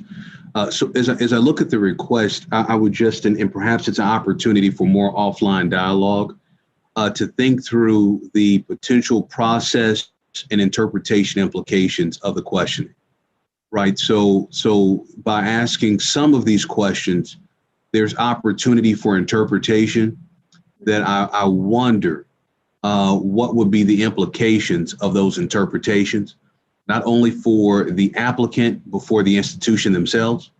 And then what is the question itself, because we're thinking about the entire state of Texas, what could the interpretation to the applicant itself by filling out this information, by completing it, is there the assumption that the institution is prepared to provide service, perhaps not just through Perkins, but from the institution and just total services throughout their academic pathway. And some institutions are better prepared than others to provide those sorts of services. And so if there's opportunity, I would appreciate perhaps some offline dialogue to think through the potential implications and interpretations of these questions. For instance, I want to major in a career that has more people of the opposite sex. I understand what's being asked there, but we need to think a little bit through that, and as well as potentially even look at if we would want to provide data to the student to think in perhaps a career and technical education field like a welding that's being offered there. So just thinking through that a little bit more, but I appreciate, let me say this, I appreciate that this would have institutions take a look at the kind of services that they're providing for students that are entering into these potential fields or that would meet any of these profiles, opportunities that we can always increase and improve our service to students in their pathways. So thank you for that. Well, thank you. And let me provide some background. This request came to workforce staff from two-year colleges during a series of meetings we held around the state as we were preparing to implement new federal legislation for Perkins CTE funds in the state of Texas. All colleges all two-year colleges in the state receive Perkins formula funds. All two-year colleges, public two-years in the state, operate Perkins programs, and all two-year colleges are required to provide services to mitigate barriers to success to these federally designated special populations groups. So they're familiar with these groups and familiar with these terms. They ask students to self-identify by a variety of means. And they must report these several categories to the coordinating board. They do this, I believe, in the CBM 001 and maybe the CBM A. They're already reporting on these. And we are already collecting aggregate and disaggregated data. And we report those data for these student categories to the Department of Education every winter. So this is simply a way to try to assist both colleges in fulfilling a responsibility, to assist the coordinating board in being able to provide more robust disaggregated data to ED, and to assist students who might not otherwise learn about services for people falling into these categories. Now, as to these services provided, all colleges are required to use some portion of their Perkins funds to address barriers to success. Additionally, Group 1, people with disabilities, and Group 7, I'm sorry, Group 8 are already federal and state statutory services recipients if they do self-identify. So, and colleges almost universally have locally funded supports for students with barriers to success in addition to the Perkins funds. So this is not a new thing that we're going to ask colleges to do. This is to support them in an already ongoing effort in outreach to students. And thank you for that response, Ms. Noble. Oh, I hear some background here. Hold on. Let's see what's happening. If everyone can just mute just in case. Thank you all so much. And thank you for that, Ms. Noble. What I would say is that I'll give you some additional context, the lens that I'm looking at this through.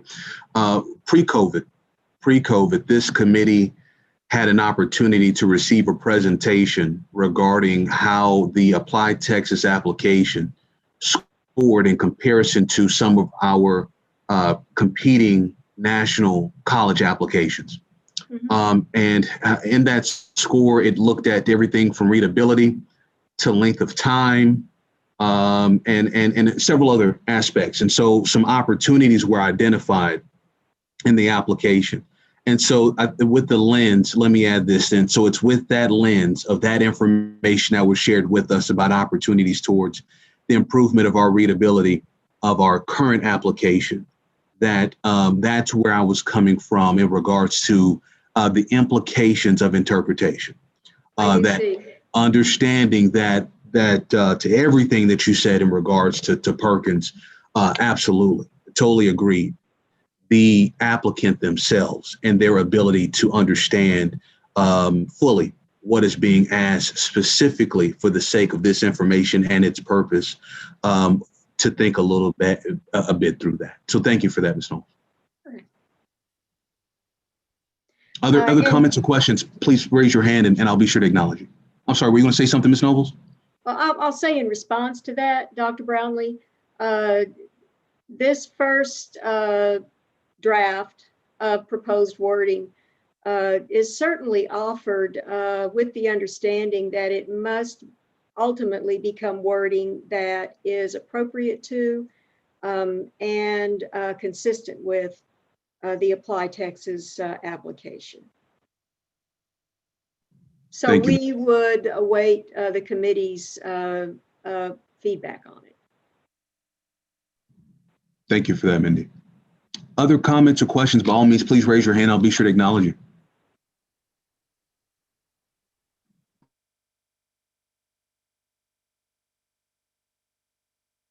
Okay, I don't see any comments or questions. Claudette? Well, just to kind of, for the purpose of this specific question, I think it needs a little work. And normally, in an ideal setting when we're in person, this is a large question that would need a couple of things to be answered. One is the skip logic, similar to how we added the foster care question back last year. So I think what we could do, my suggestion, if anyone else has any other suggestion, is to follow up again with Mindy and talk her through maybe suggested language, if anyone wants to volunteer for that. And then think about the different questions that need to be answered from the tech team as far as, whether the boxes are there, the skip logic is there. So David, what are some questions in its current format, David or Graham, in the current format that we should answer, if we want to proceed with discussion at the next meeting? Should all two-year applicants receive this question, or if we've identified them as international, would those, that's the one I can think right off. Okay. Any other questions that you guys can think of on the administrative side that we should follow up on?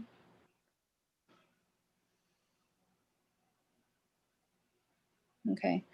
I know there's a yes/no question here. Or yes/no. It says, If checked any of the descriptions above, would you like to receive information about possible eligibility for financial and other assistance? To me, that sounds very similar to the discussion we had around the foster care resources. Do you all see those that were here last year or know something about that question? Do you see maybe referencing in a similar manner that was done with the foster care question or something else?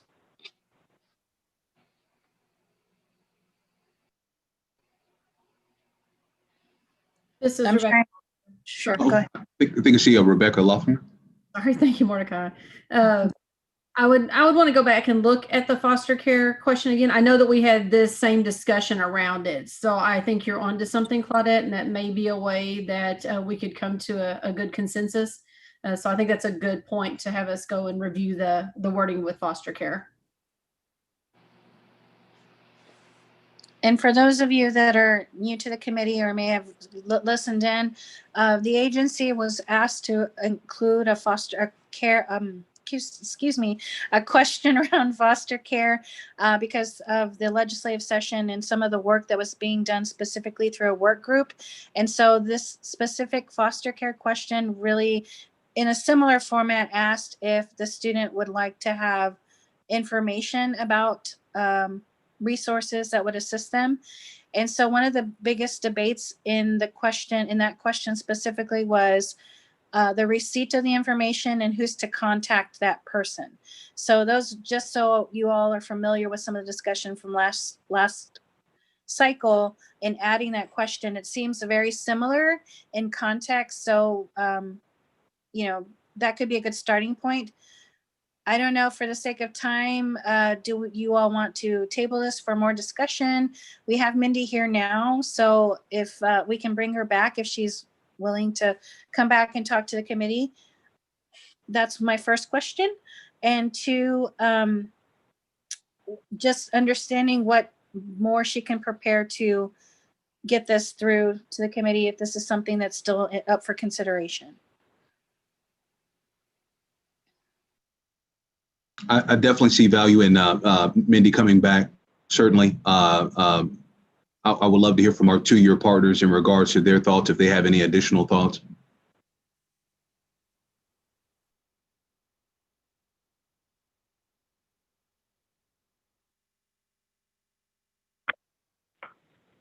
Okay, thank you, Laura. Laura, Isdell? I mean, I would be open to having further discussion, like have some time to actually dialogue about it in addition to today. Thank you for that, Laura. Any other thoughts from our two-year partners? By all means, raise your hand. I'll be sure to acknowledge you. Julia Vickery. Uh-oh, I think there you go. I couldn't find my unmute button. COVID's the only time people can't hear me. I think that I get the real importance of these questions, but I do think that the language is generated based on a college point of view, not an applicant point of view. So while important, I do think that we need some time to really drill down and make sure that it's going to collect the information it's intended. So I would move for table. Thank you for that, Ms. Vickery. Any of our two-year partners with additional comments, questions, by all means, raise your hand and I'll acknowledge. Okay. Oh, okay. Claudette? Sorry. So would there be anyone interested in assisting Mindy or kind of walking through this question and breaking it down a little bit just so we can move this along offline? Is anyone willing to work with her, maybe a two-year institution that has some familiarity with this question? Okay, we have Julia Vickery. Okay, she's raised hand. Great. Anyone else, or Mindy, would that be okay if I put you in contact with Julia? Also see another hand, Scott Bennett has expressed interest. And Scott? And I see Chantel Blake has expressed interest. And we also have Todd Fields, who has expressed interest. Do you all want to make this a subcommittee for this question, or do we just want to, give feedback? So I have Julia, Scott, Chantel, and Todd. If all agree, I would say if we can just have it as a conversation item, you can add myself to that, Claudette. Okay. And then let's see where it takes us. If it's worthy of worthy is the wrong word. If the workload requires subcommittee work, let's put it that way. It may just be conversation. Yeah, I think it should be just a conversation since it's so specific. But I would like to give Mindy some feedback so that she can come to the committee with a good thought out question that would meet the needs of the applicant as well as the institution and what's expected for the data collection. So Mindy, are you okay with that if I provide you a list of these individuals to reach out to? Yes, and I'm appreciative of two-year college folks being willing to commit a little time to this discussion. I do have a question in response. May I add a Perkins director or two at a two-year college to this discussion? They might have some perspective to provide as well. Sure. So what I'll do is I will email everyone on the list. I got Ms. Vickery, Scott Bennett, Chantel, and Todd, and Mordecai. So I'll be sending an email to all of you, copying Mindy, and then you guys can proceed to set a meeting with the individuals you want to add to the conversation. Does that sound okay, Mindy? Yes, indeed it does. Thank you, committee. All right. Well, thank you so much. And if you have anyone have any further conversation or thoughts around this question, I know we're in a virtual space and not going to be on the call a long time. So we move things kind of quickly now in virtual time. So if you have any additional questions or comments, please share those with us via online and let us know, or send them to me or Mordecai or Jamie. And we can kind of spur the conversation that direction as well. So, all right, well, then that'll be it. You're free to stay on, Mindy, or if not, you're free to jump off. Thank you for your time. I thank the committee again, and I look forward to discussing this further with individuals who have volunteered to do so. And we'll set a date and let you know the date so you can be available. Okay. Thank you. Thank you, Mindy. Okay. Were there any other discussion items regarding, well, I should say more, was there any more discussion regarding agenda item 11? This is Graham. I would say yes, a little bit. So partly we have all talked some this meeting already about the move-in platform. For those of you who are new to the committee this year, that's accomplishing a few things. So partly shifting the technology foundation will allow us to be a little bit more adaptable and versatile in fielding new needs with ApplyTexas. Partly it lets us organize the information differently. So for example, we anticipate making a student profile rather than having the student use that over and over or have to assert that over and over for every different application. It's also an opportunity to create a new student experience. I bring this up because, Claudette, you might want to say more about this, but one of the requests that's pending is to receive more information have integrations out of and back into ApplyTexas with the new online TASFA application. And so something like the student profile could be a more universal profile that's the basis of an admissions application, but also the start of an online TASFA application. Claudette, I should throw it your way for the TASFA talk. Sure, yes. And so last year we talked about House Bill 2140 and the development of an online Texas application for state financial aid. The reason why it's coming to this committee and just keeping you guys abreast about those types of developments is because part of that statute requires that the application be integrated within ApplyTexas, the system. So it's a whole new scope of work for the ApplyTexas team. The committee I was overseeing the, I'm just going to say TASFAC committee, which is the Texas Application for State Financial Aid Advisory Committee that was established. They met 4 times in 3 months in an open meeting similar to this one. So it was very quick work and turnaround time to create recommendations that would go to our board for approval, in thinking about how to actually build in the application, but also submit and send the application to institutions of higher education.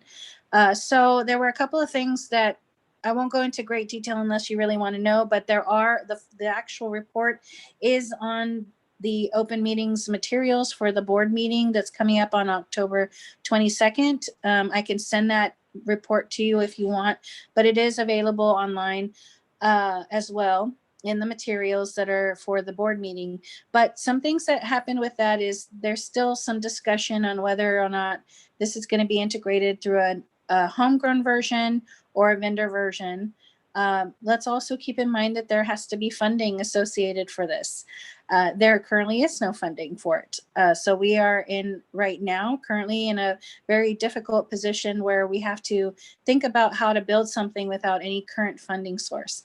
So just know that, yes, we have some options in building in there. We may have identified some funding outside of legislative allocation, but we're still working on all of that. And integrating it into ApplyTexas is a different piece. And so I've been working with David and Graham and thinking through how we might connect some of the data, because this would be different data that would be in a different application. Depending on its development, whether again in-house or vendor solution, it depends on how we can coordinate all of those different things.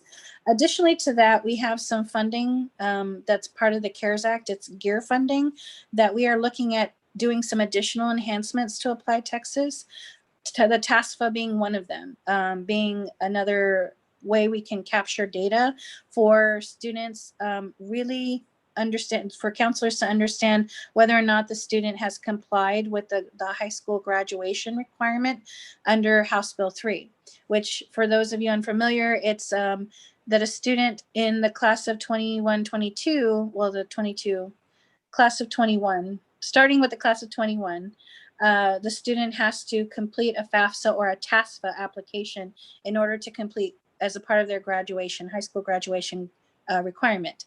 So with that said, we're working on looking at some data that we're able to use so that counselors or any person that's working with a student knows that they completed the application, either a FAFSA or a TASFA. And so there's a lot of behind the scenes work that we're talking about, both with the ApplyTexas team and other external entities like the Texas Education Agency, working very closely with that team as well to think through how to capture that information within ApplyTexas, similar to how I gave you guys a demonstration on what the counselor suite looked like, but adding that TASFA data that the student has completed or submitted. It's the FAFSA filing status. We want to add a TASFA filing status within the counselor suite as well. So there's a lot of enhancements to Graham's point that we're looking at. One of those was the ADV tool as well. So we gave you an update on that, but also thinking about increasing the use of TREX to make sure that students are using the transfer, the transcript transfer piece. So there's a lot of enhancements that we're trying to look at to improve ApplyTexas. But to your point, there's some development that we have to think of as well, and with limited cost that we have available. But again, there are some funds that may be available from other sources that we could help with the enhancements in ApplyTexas. And a lot of this is really for that K through 12, or really the counselor or the ISD part, in improving the counselor suite. Not a lot of it, but a significant amount of it is to help those students use the tools to get to higher education. So did I miss anything, Graham, in the conversation? I think those were the salient points. It's just difficult because all these things keep coming up on my phone and on my computer, so I'm distracted I want to make sure that I answered your questions appropriately. But yes, so there are lots of discussions about some additional enhancements to ApplyTexas system, mainly in that counselor suite. But we want to make sure that you all are aware of those things and some of the benefits that are happening. A lot of this is due to the pandemic, the data modernization pieces at our agency are being we're using a lot of those funds for data modernization. And so this is part of those enhancements, and some of the funding can be used for those enhancements. But that's pretty much all I have. But the TASFA piece, if you want more information, I can share with you. We are here until 12:30. But like I said, if you have specific questions around the TASFA, I can tell you. Well, the biggest recommendations is funding. Whether or not we need to decide on how to build it within the ApplyTexas system. And there's some other things around the K through 12, the K through 12 partners have expressed. And then also the higher ed institutions have expressed, because they have to receive that data similarly to how they receive FAFSA data. So there was some discussion there as well on the financial aid, from the financial aid experts on the committee as well. Are there any questions about that work? I know I try to separate it with the TASFA separately, but overall it's enhancements to ApplyTexas, including the TASFA. Thank you for that, Claudette. I do see one question from Michelle Walker. Before I acknowledge you, Michelle, Jamie, as my co-chair, Hanson, could you please take over as chairing? I need to run to the front of our suite very quickly. Yes, sir. And so Michelle Walker is next up for comment or question. Thank you. Thank you. Hi, Claudette. I have a question as to whether or not you guys have any idea of how many high schools are really using T-Rex any longer. It seems like we're beating our heads against the wall for that one. So I just, if you guys have the contacts with the high schools, it would be really interesting to know which high schools have the ability to send T-Rex to higher ed institutions. I believe that they use it to transfer data between the high schools. So if you ask, are you using T-Rex? They're going to say yes. But are they using T-Rex to send high school data to colleges? I think that horse is dead, and we need to look at a different option. Right. So I will tell you some things that have been happening behind the scenes over the last couple of years. Last session, we did take this recommendation based on the committee here saying that there would be a good need to use T-Rex for sending transcript, and you are 100% right. And when I asked if they use T-Rex, they said 99% of our school districts use T-Rex, but they don't have the breakdown back when I talked to them of how they've been transferring to higher ed institutions. So we tried to go to the legislature to create some kind of statute for them to use the T-Rex system in lieu of all the other systems that they use, explaining that there is a lot of manual entry and room for error with Naviance and other groups that send it in a PDF format. So we didn't get too far. There was a lot of confusion about why. So people thought we were, saying that it was supposed to only be used. Anyway, one of the discussion led to a memo that was developed by both of our commissioners. At the time, it was Commissioner Paredes and Commissioner Morath, sent a joint memo. Or I wrote the memo, and they were going to send it jointly out to the school districts to encourage the use of T-Rex. I don't know where that ever went, and I'm not sure if we ever saw an uptick on that usage. But I do know that we're still working to get school districts to utilize the T-Rex system in order to change, in order to get the transcripts in a more easily determined format, which is through the T-Rex system. So those are the efforts that were made since the last time we talked about this, and that was why I thought if we had available funding under this funding that I just told you about, that we might explore that again. So I'm open to any suggestions on, I just don't have a number or what we could do with funding that's available to encourage school districts to use T-Rex. Maybe it is more of a marketing or promotion type thing that we could use some dollars for. But I'd definitely look to you all for some suggestions on what we might be able to share or how we might be able to get the message out.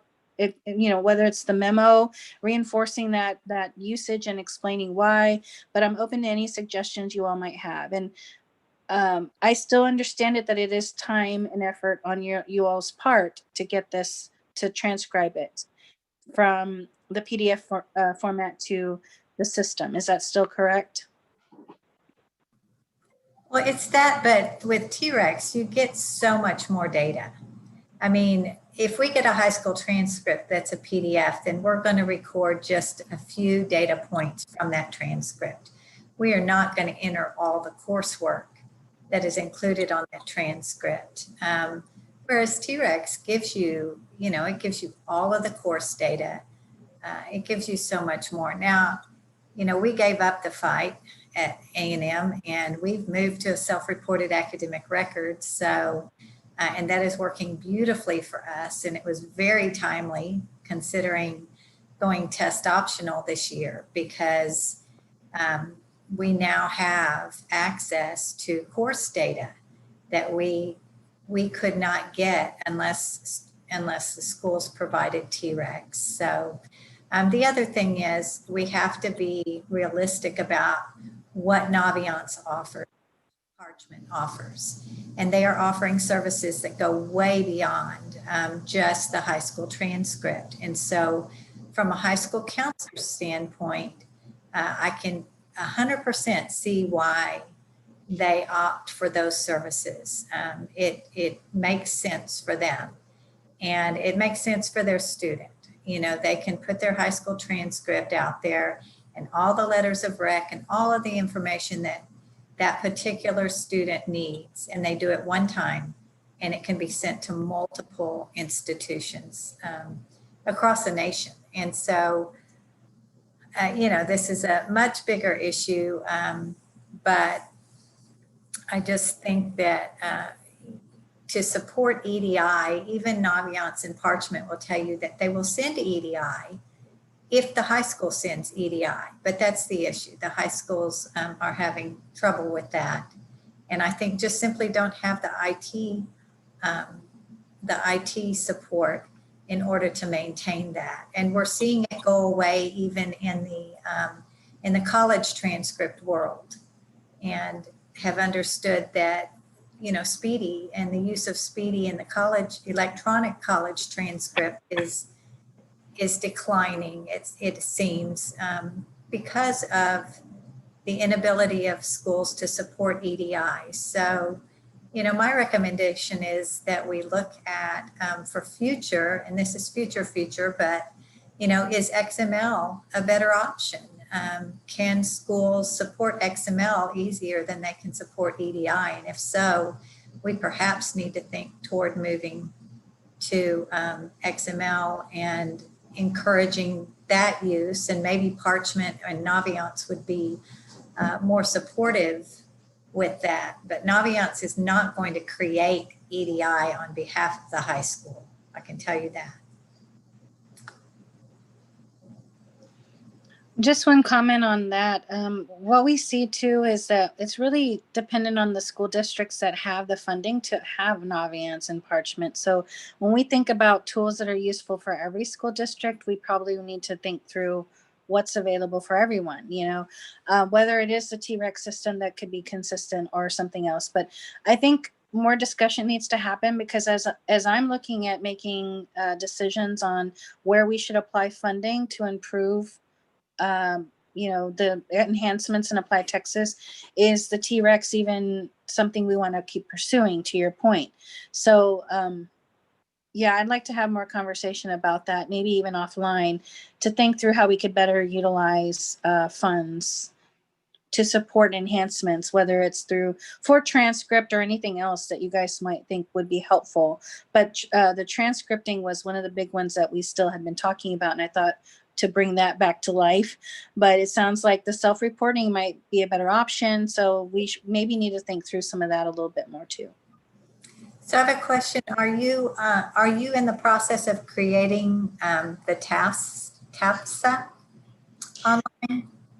So we haven't gone to development because there's no funding available, but the recommendations for what we need to do, to meet our obligation with this committee that met, those recommendations are available online. And there are some pending questions because, again, the timing of the committee work and the timing that we needed to get this report to the legislature, because it's due January 1, 2021.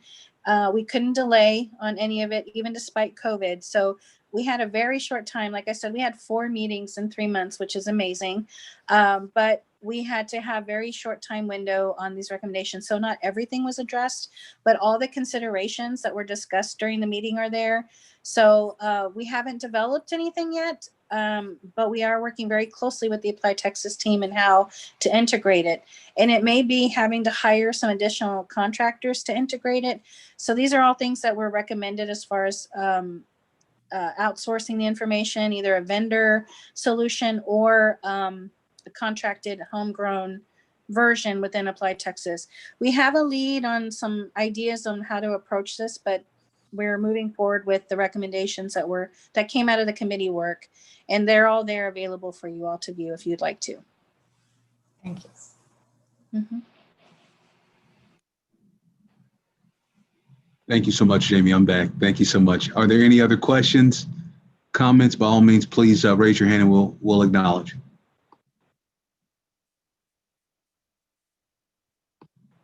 Awesome. Okay. Did we move beyond where we were, Jamie, on agenda item 11, or are we moving on to 12 now? I think we're ready to move on to item 12. If Graham, that was everything that you wanted to provide. Okay, so we're ready for number 12 then.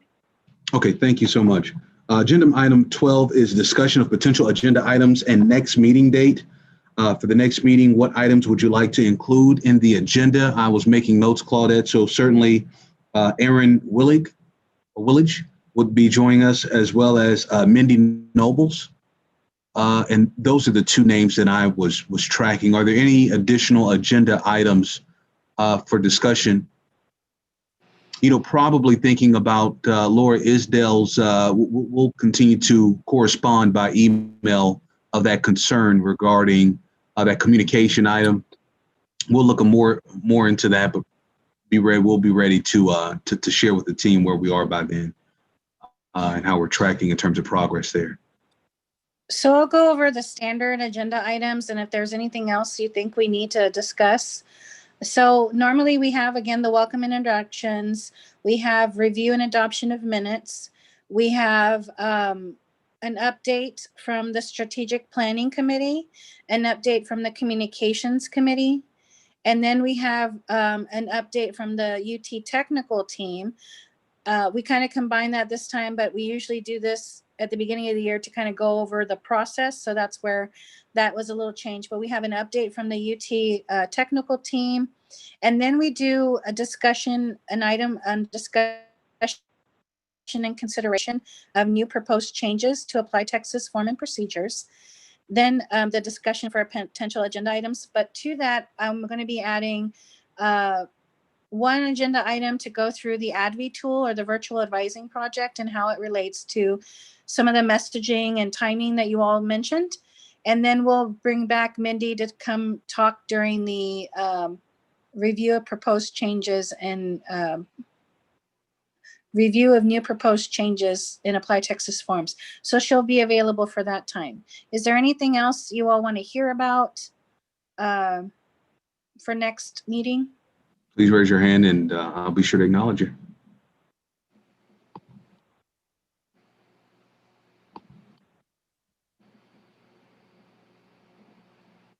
Okay, I don't see any hands, Claudette. Okay. All right, then I'll just add those 2 agenda items. Well, just that one agenda item. Review, revise the agenda, say UT Tech Team update, and then invite Mindy and Aaron to join us at the next meeting. And Laura, that communication item, we'll be ready to share that as well.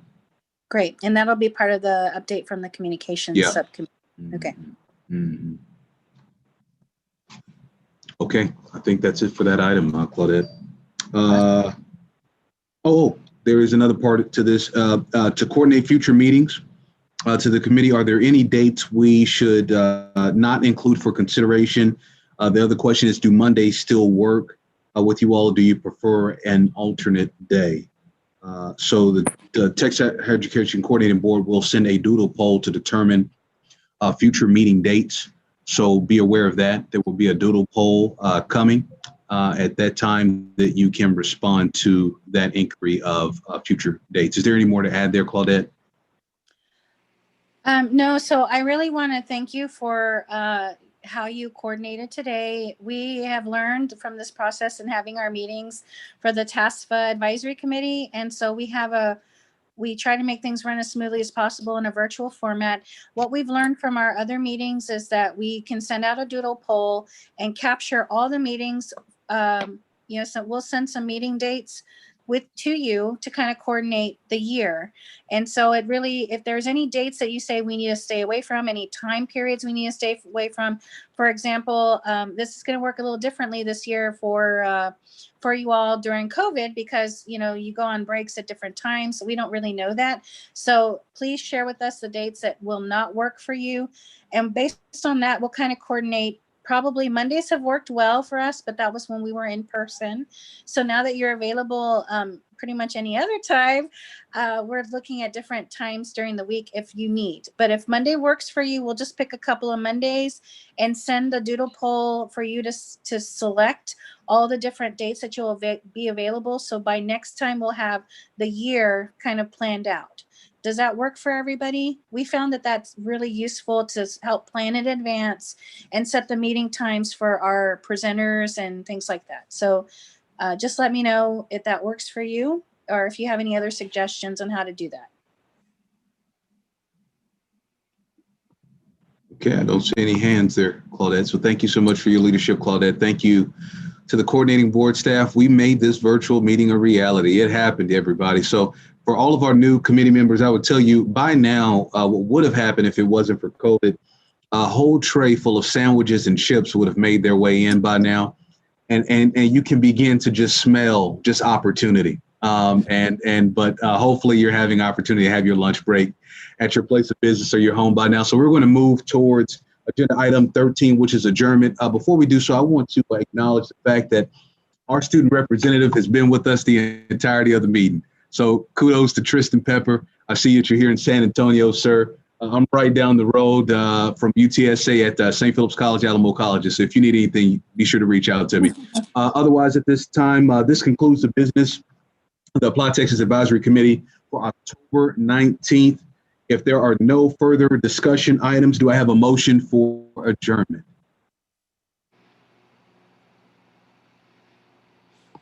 Oh, we just want to hang out? we can do that. Okay, I see Mr. Scott Bennett is motioning for adjournment. Do I have a second? It's Angie Taylor, Sam Houston, I'll second. All righty, we have a second by Angie Taylor. Members, raise your hand towards the screen. Please do not cover your face if you are in support of our adjournment. I see enough on the screen. Motion passes. This meeting has been adjourned at the time of 12:28 p.m. Central Standard Time. Everybody be safe. Take care. It was great seeing you. Thank you. Have a good week. Thank you.